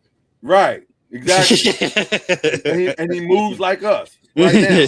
So I think you got to make a decision. This is an interesting question. I don't know. I wish I could answer that question. That's a great question. I don't know. I don't know how to answer that one. They're in the Eastern Conference that's beat up though, and so I think the answer is yes. Yeah. Yes, both things are true. The league, Charlotte's that bad, and the league is that good. I think it's both. Because they've got a solid core. It doesn't make any sense. I just watched them last night. It makes no sense for this team to be blown out like this. Even though Cleveland almost blew it. Somebody need to pack in Boston? Let me look at their roster. I think they hold tight. I think they will because they're second they're second in the conference. I think they will because quite honestly, their coach is too arrogant not to. But also, boy, this would be a great time to get Jalen out of there. Be a great time to get younger. At some point, Boston is going to have to, because here's the problem. But he's only 29. I know. But right, which is why you're going to have to get him out of there. That's the reason. Because he's making $300 million now. He's 29, which means he could make another $200 or $300 million. Do you want to pay one guy $600 million in his career? Do you, if you go to state and you make that play? It makes sense. It makes a ton of sense. It makes sense because here's the reality. I don't think Kuminga's work, and you got to make the contracts work. So you're gonna have to get a third team involved. You may have to get 3 or 4 teams involved. You got to get a ton of first rounds, and it's got to be first rounds. So here's the teams that are in play, to me, that make some of these other stuff work. Number one is Sacramento. Sacramento's having a fire sale right now. They don't even care who you ask for. Just ask for somebody. Sacramento stays in fire sale. Yeah, well, that's what they do. So they get good enough just so they can fire sale everything again. If you're Golden State, you get Sacramento on the phone and you say, "Help us, help you." You and Boston should have DeMar DeRozan, send DeMar DeRozan to Boston. Yes, Jaylen Brown to Golden State and Kuminga to Sacramento. And then both of y'all can get all these first round picks. Y'all can get all this other stuff. We can figure it out. But a 5-team deal is not out of the realm of possibility. But Golden State needs players. Golden State's got 3 options here. That's it. 3. Go all in on a Giannis deal or a Jaylen Brown deal. Go all in on a fire sale and sell everybody off and stop mucking around, including Steph, and stop mucking around with this. They'll never trade Steph. Well, but at this point, and by the way, if I'm Steph, might be time to have that conversation. Because if you're not going all in this summer, if you're not going all in right now, I can't keep staying here. I'm 37. I'm 37, about to be 38 in March. I can't keep staying here playing my heart out, putting up all-star numbers, first team all NBA numbers, and we're not going to get out of the play-in. I got 3 great years left, probably 4 maybe. Something's got to happen, and that something has to happen here or somewhere else. Same thing for Draymond. Draymond's probably like, man, I want to go do something, at least one last run. It'd be nice, and I can give somebody 20 minutes. I don't think anybody's gonna make that move for Draymond. Well, Steph, yeah, Draymond, no. With Draymond, it's a throw-in thing. Like you throw him into whatever the deal is for whatever. But you got to. if you're Golden State, you can't keep mucking around with this. First of all, let's just be very clear. Mike Dunleavy has done a fantastically awful job since taking over as the GM. Just as awful as you can get. The Jimmy Butler thing, I don't understand that even to this day. Like, what was the purpose of that? And now it's cost losing Jimmy Butler is going to cost you 2.5 years. Mm-hmm. So you got to decide right now what you're going to be. Are you going to be a rebuilding team? And this is Steve Kerr's last year, and let's move on from everybody at the end of the summer? Or do you go all in and just blow it all up? They're in the same purgatory as the Lakers, except they have worse roster construction than the Lakers do. Right. And so they don't have their core piece, which is why I say they should go in on the Giannis thing. You got to get your future. You don't have it. It's not on the roster. They would have to trade. They may be able to hang on to Draymond, maybe, but they would have to trade everything else to get Giannis, I would think. And why not? And why not? What are you holding on to these pieces for? Nostalgia. For what reason? Nostalgia. Yeah, we got to move on. We got to grow up. This is a grown man business. But like the thing is too, Giannis ain't no spring chicken no more either. Giannis is 31. Well, I mean, you ain't getting that much younger. You're not. But here's the thing. I can buy myself a little more time. I can compete, and also you can build I could build around Giannis. I could build my future and go get another player to pair with Giannis faster than I can somebody to pair with a 38-year-old Steph Curry. Steph, Giannis, and Draymond. And others. I don't know if that wins a title, but it makes it interesting. It makes it interesting. I don't think that's the title winning. Yeah, I don't know if it's a title winning team, but I know it makes it interesting. It makes I don't know if I want to go there if I'm Giannis.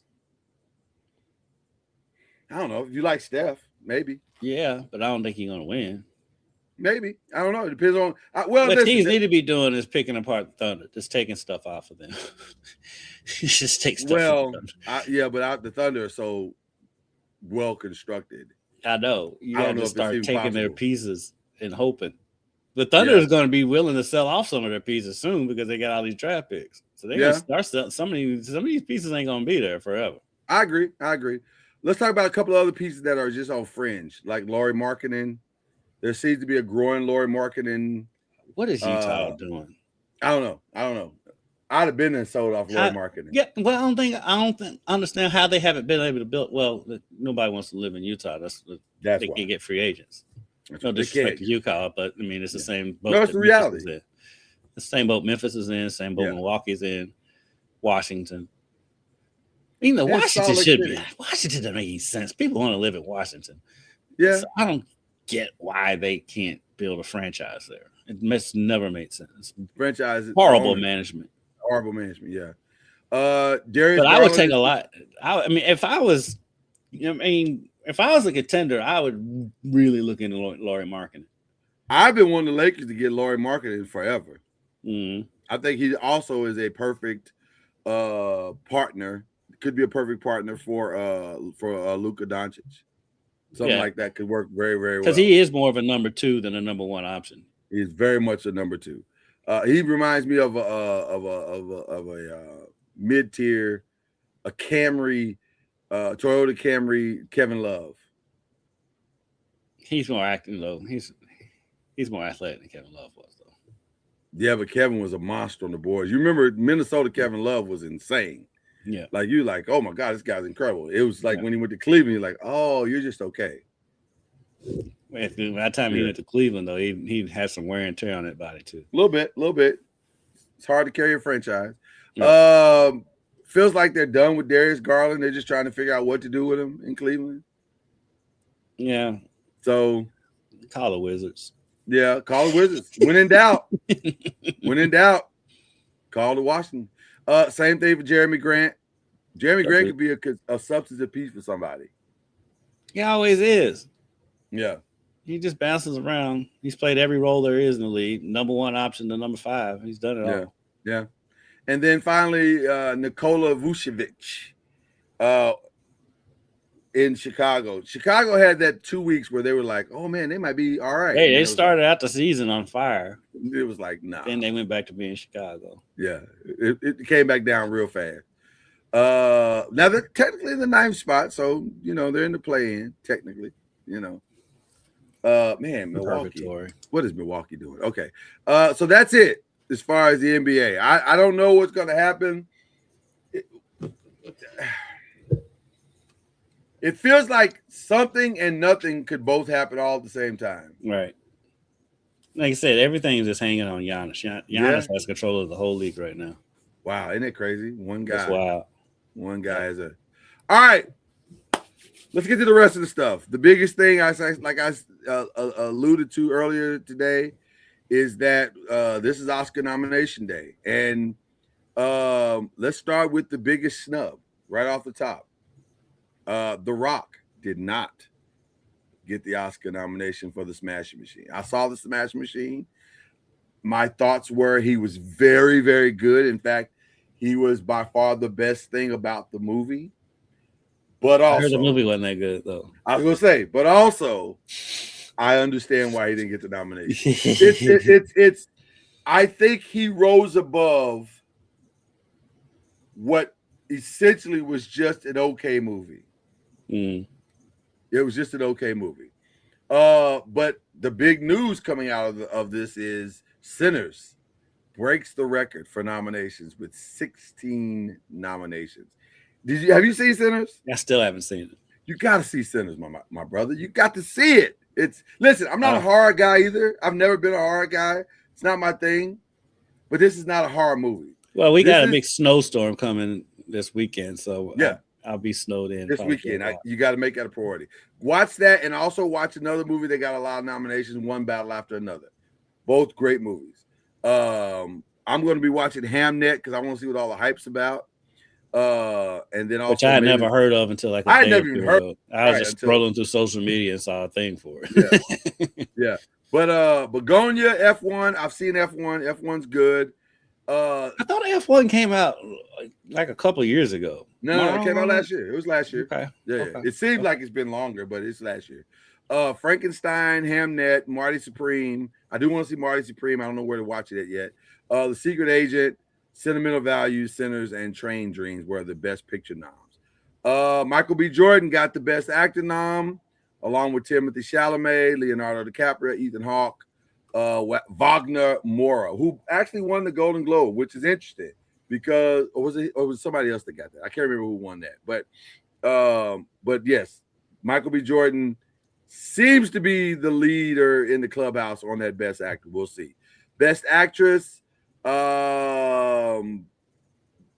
Jessie Buckley, Hamnet. There's a movie called If I Had Legs, I'd Kick You. Rose Byrne. I saw that the other day. I just saw the title and cracked up. I didn't know that's a great title. Yeah, I don't know if it's a good movie, but it's a great title. I think they made fun of that title on Levitar one day too. Yeah. Best Supporting Actor. Shout out to the great Delroy Lindo, who got the nod for Best Supporting Actor in Sinners. Love me some Delroy Lindo. Have always loved Delroy Lindo. Yes. All the way underrated. Back to Crooklyn and before. One of the more underrated actors. One of the more underrated dudes. Yeah, he's amazing. And the Best Supporting Actress, shout out to Wunmi Mosaku from Sinners and Tiana Taylor, who many think could sneak in and get that one. We went on One Battle After Another. Yeah, we went on about her last week. Her rise to stardom has been amazing to watch. Amazing. Ryan Coogler and Paul Thomas Anderson and Chloe Zhao from Hamnet are basically battling now for Best Director. I think they've already decided Best Original Screenplay. That's probably going to be Sinners. Although Marty Supreme's Sentimental Value wasn't just an accident, Blue Mountain Boone, all the other nominations. It feels like the way they're going to justify not giving Sinners Best Picture is by giving Ryan Coogler an Oscar for Best Original Screenplay. That feels like that's how it's going to play out, but we'll see. Adapted screenplay feels like that's One Battle After Another. Paul Thomas Anderson has been killing it for that, and it feels like he's going to get that. Other nominations that are of interest, probably, like I said, F1 is going to probably get best editing. F1 is a visually phenomenal movie. It really looks amazing. The acting is good. It's not the greatest thing I've ever seen, but it's good. I'm curious about the best original song because Golden, the K-pop Demon Hunter song, is massive and it's everywhere. But for me, I Lied to You, Sinners is amazing. And if you watch that scene in the movie, it's one of the greatest cinematic scenes you've ever seen in the history of film. It's incredible. And that's not even hyperbole. It's that good. So yeah, a lot of great, interesting battles, if you will. Sinners, though, is the heavily favored film coming in with 16 nominations.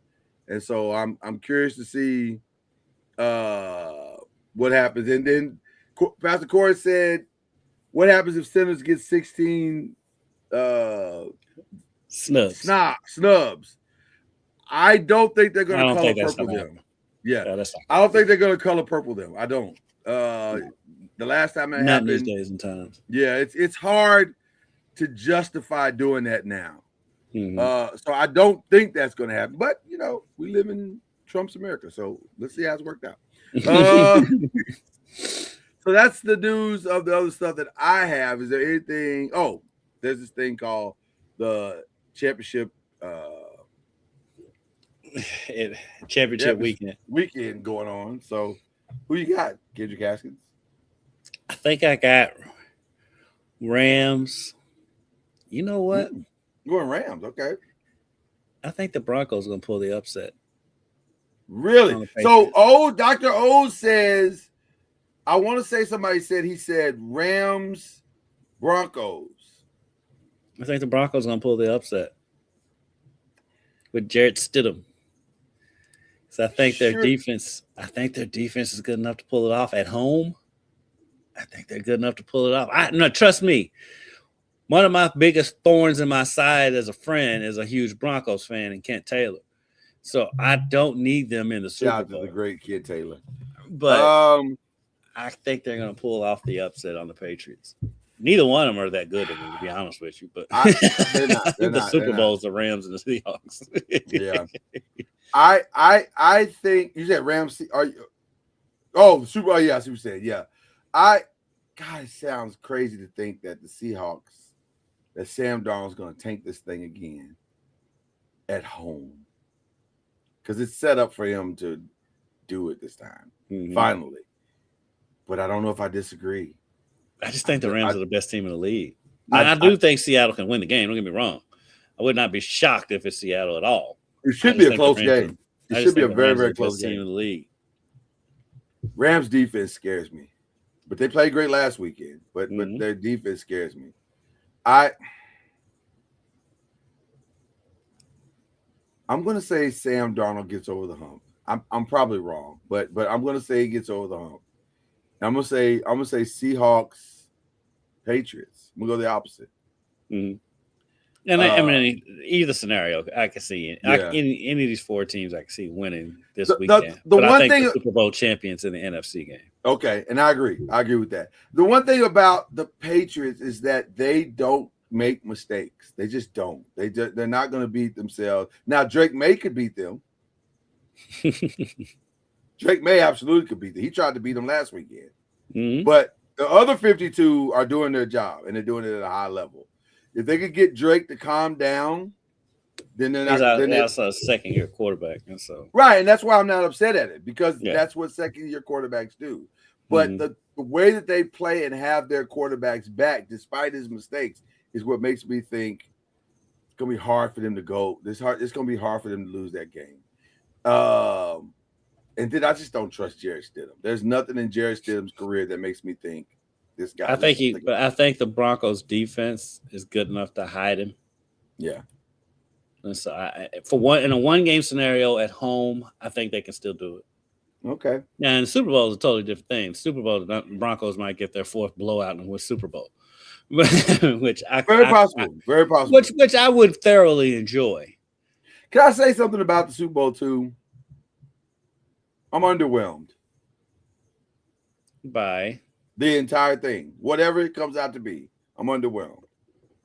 Like this is one of those Super Bowls where I'm not going to be like, the game's going to be so good.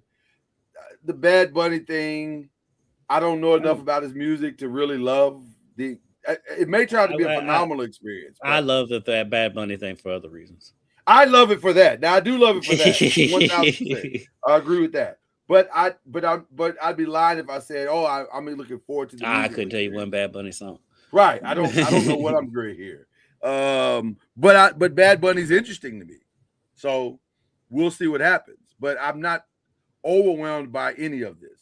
Not like I was last year with Kendrick, but that's a whole other conversation. That's a whole different thing. Yeah. So one more thing from the other stuff. Yeah. The Bills owner proved why owners do not need to get in front of microphones. Oh my God.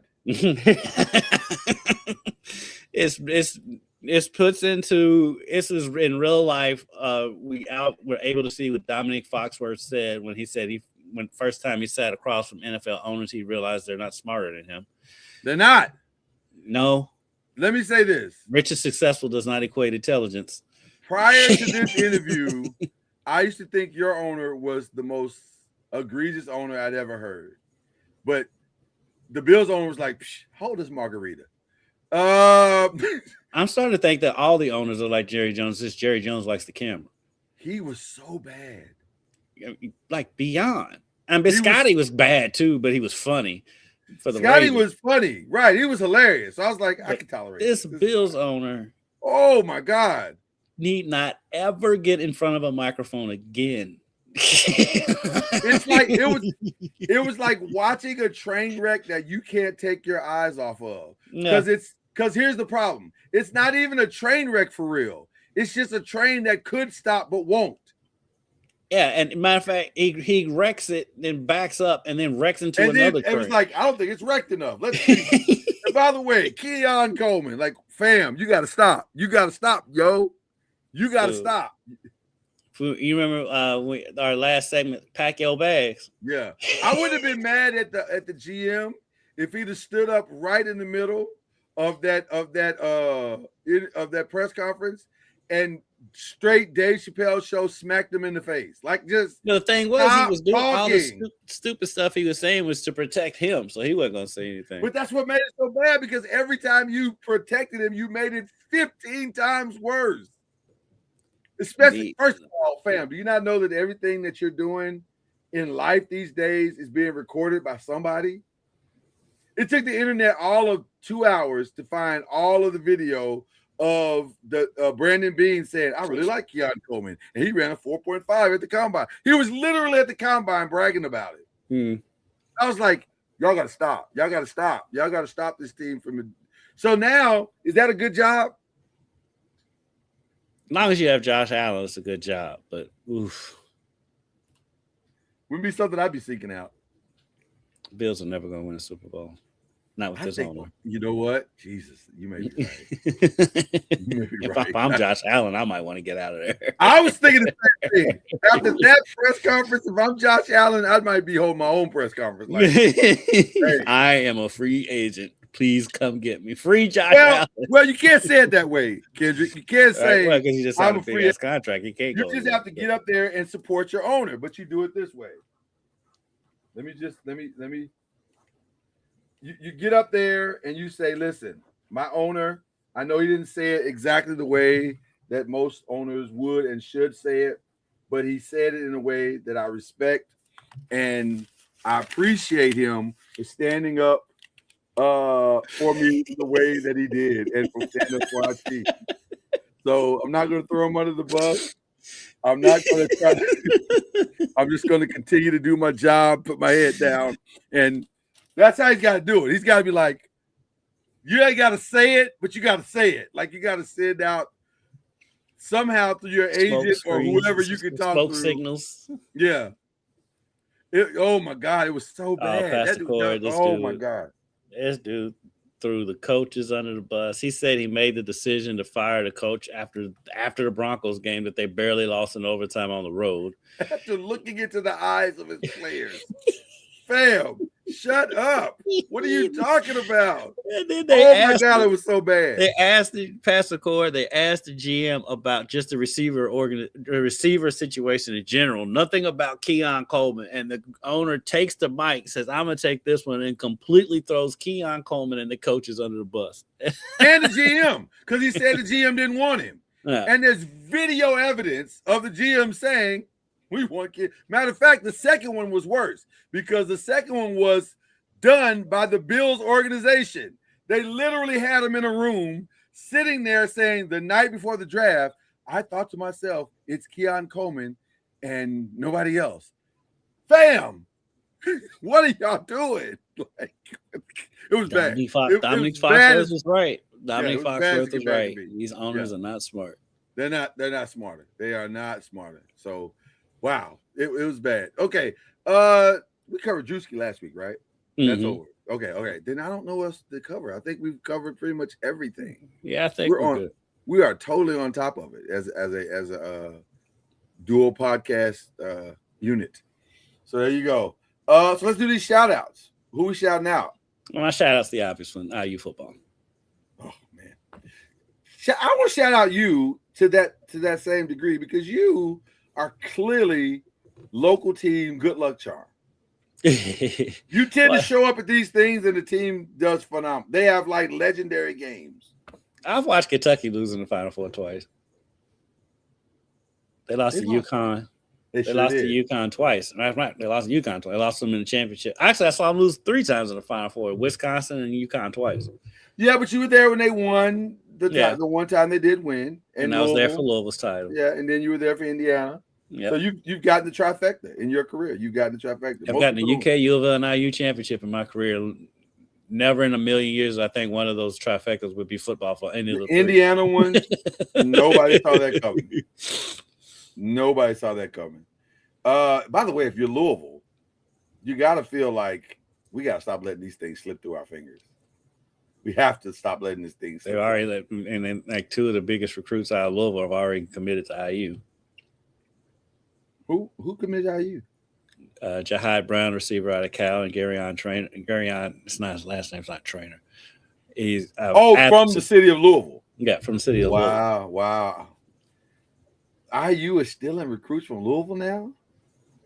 That's crazy. We live in a different world. And Jahide is he'll be a senior next year. Jahide is everything. He's the real deal. He's the real deal. Yeah. But yeah, shout out to Louisville, who by the way is the last. They were the last. Weren't they the last to beat Miami and the last to beat Indiana?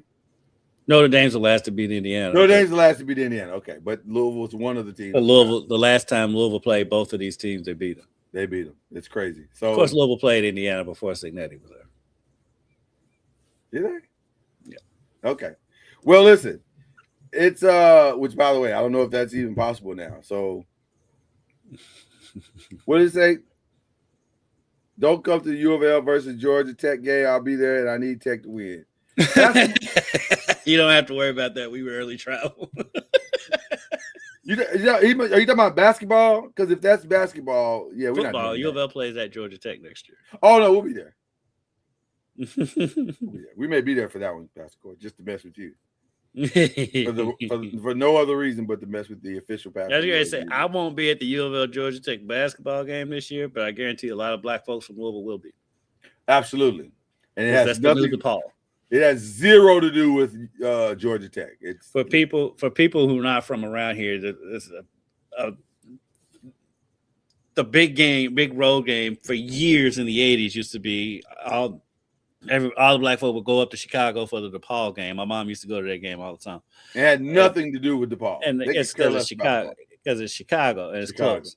Exactly. And now Georgia Tech has replaced DePaul as that game. That it's a big West End contingent to get buses, and they go to that game. Shout out to Harold's Chicken, by the way. Yeah. So that's a great shout out, my brother. It's a great shout out. So definitely want to shout out to my Ryan Coogler and the crew for that's an incredible feat that they just pulled off. 16 nominations is crazy. Hopefully they walk away with not just the one or two, but several, much deserved. Because I'll be honest with you, I've seen a lot of this. This is the one year that I've seen a lot of the Oscar films, and I am very much biased in that I think Sinners is legitimately the best film that was made last year. Now, having said that, as much as I love what Wumi did in Sinners, I could see Tiana Taylor winning that Best Supporting Actress. She was really phenomenally good. But I wouldn't be mad if Wumi won.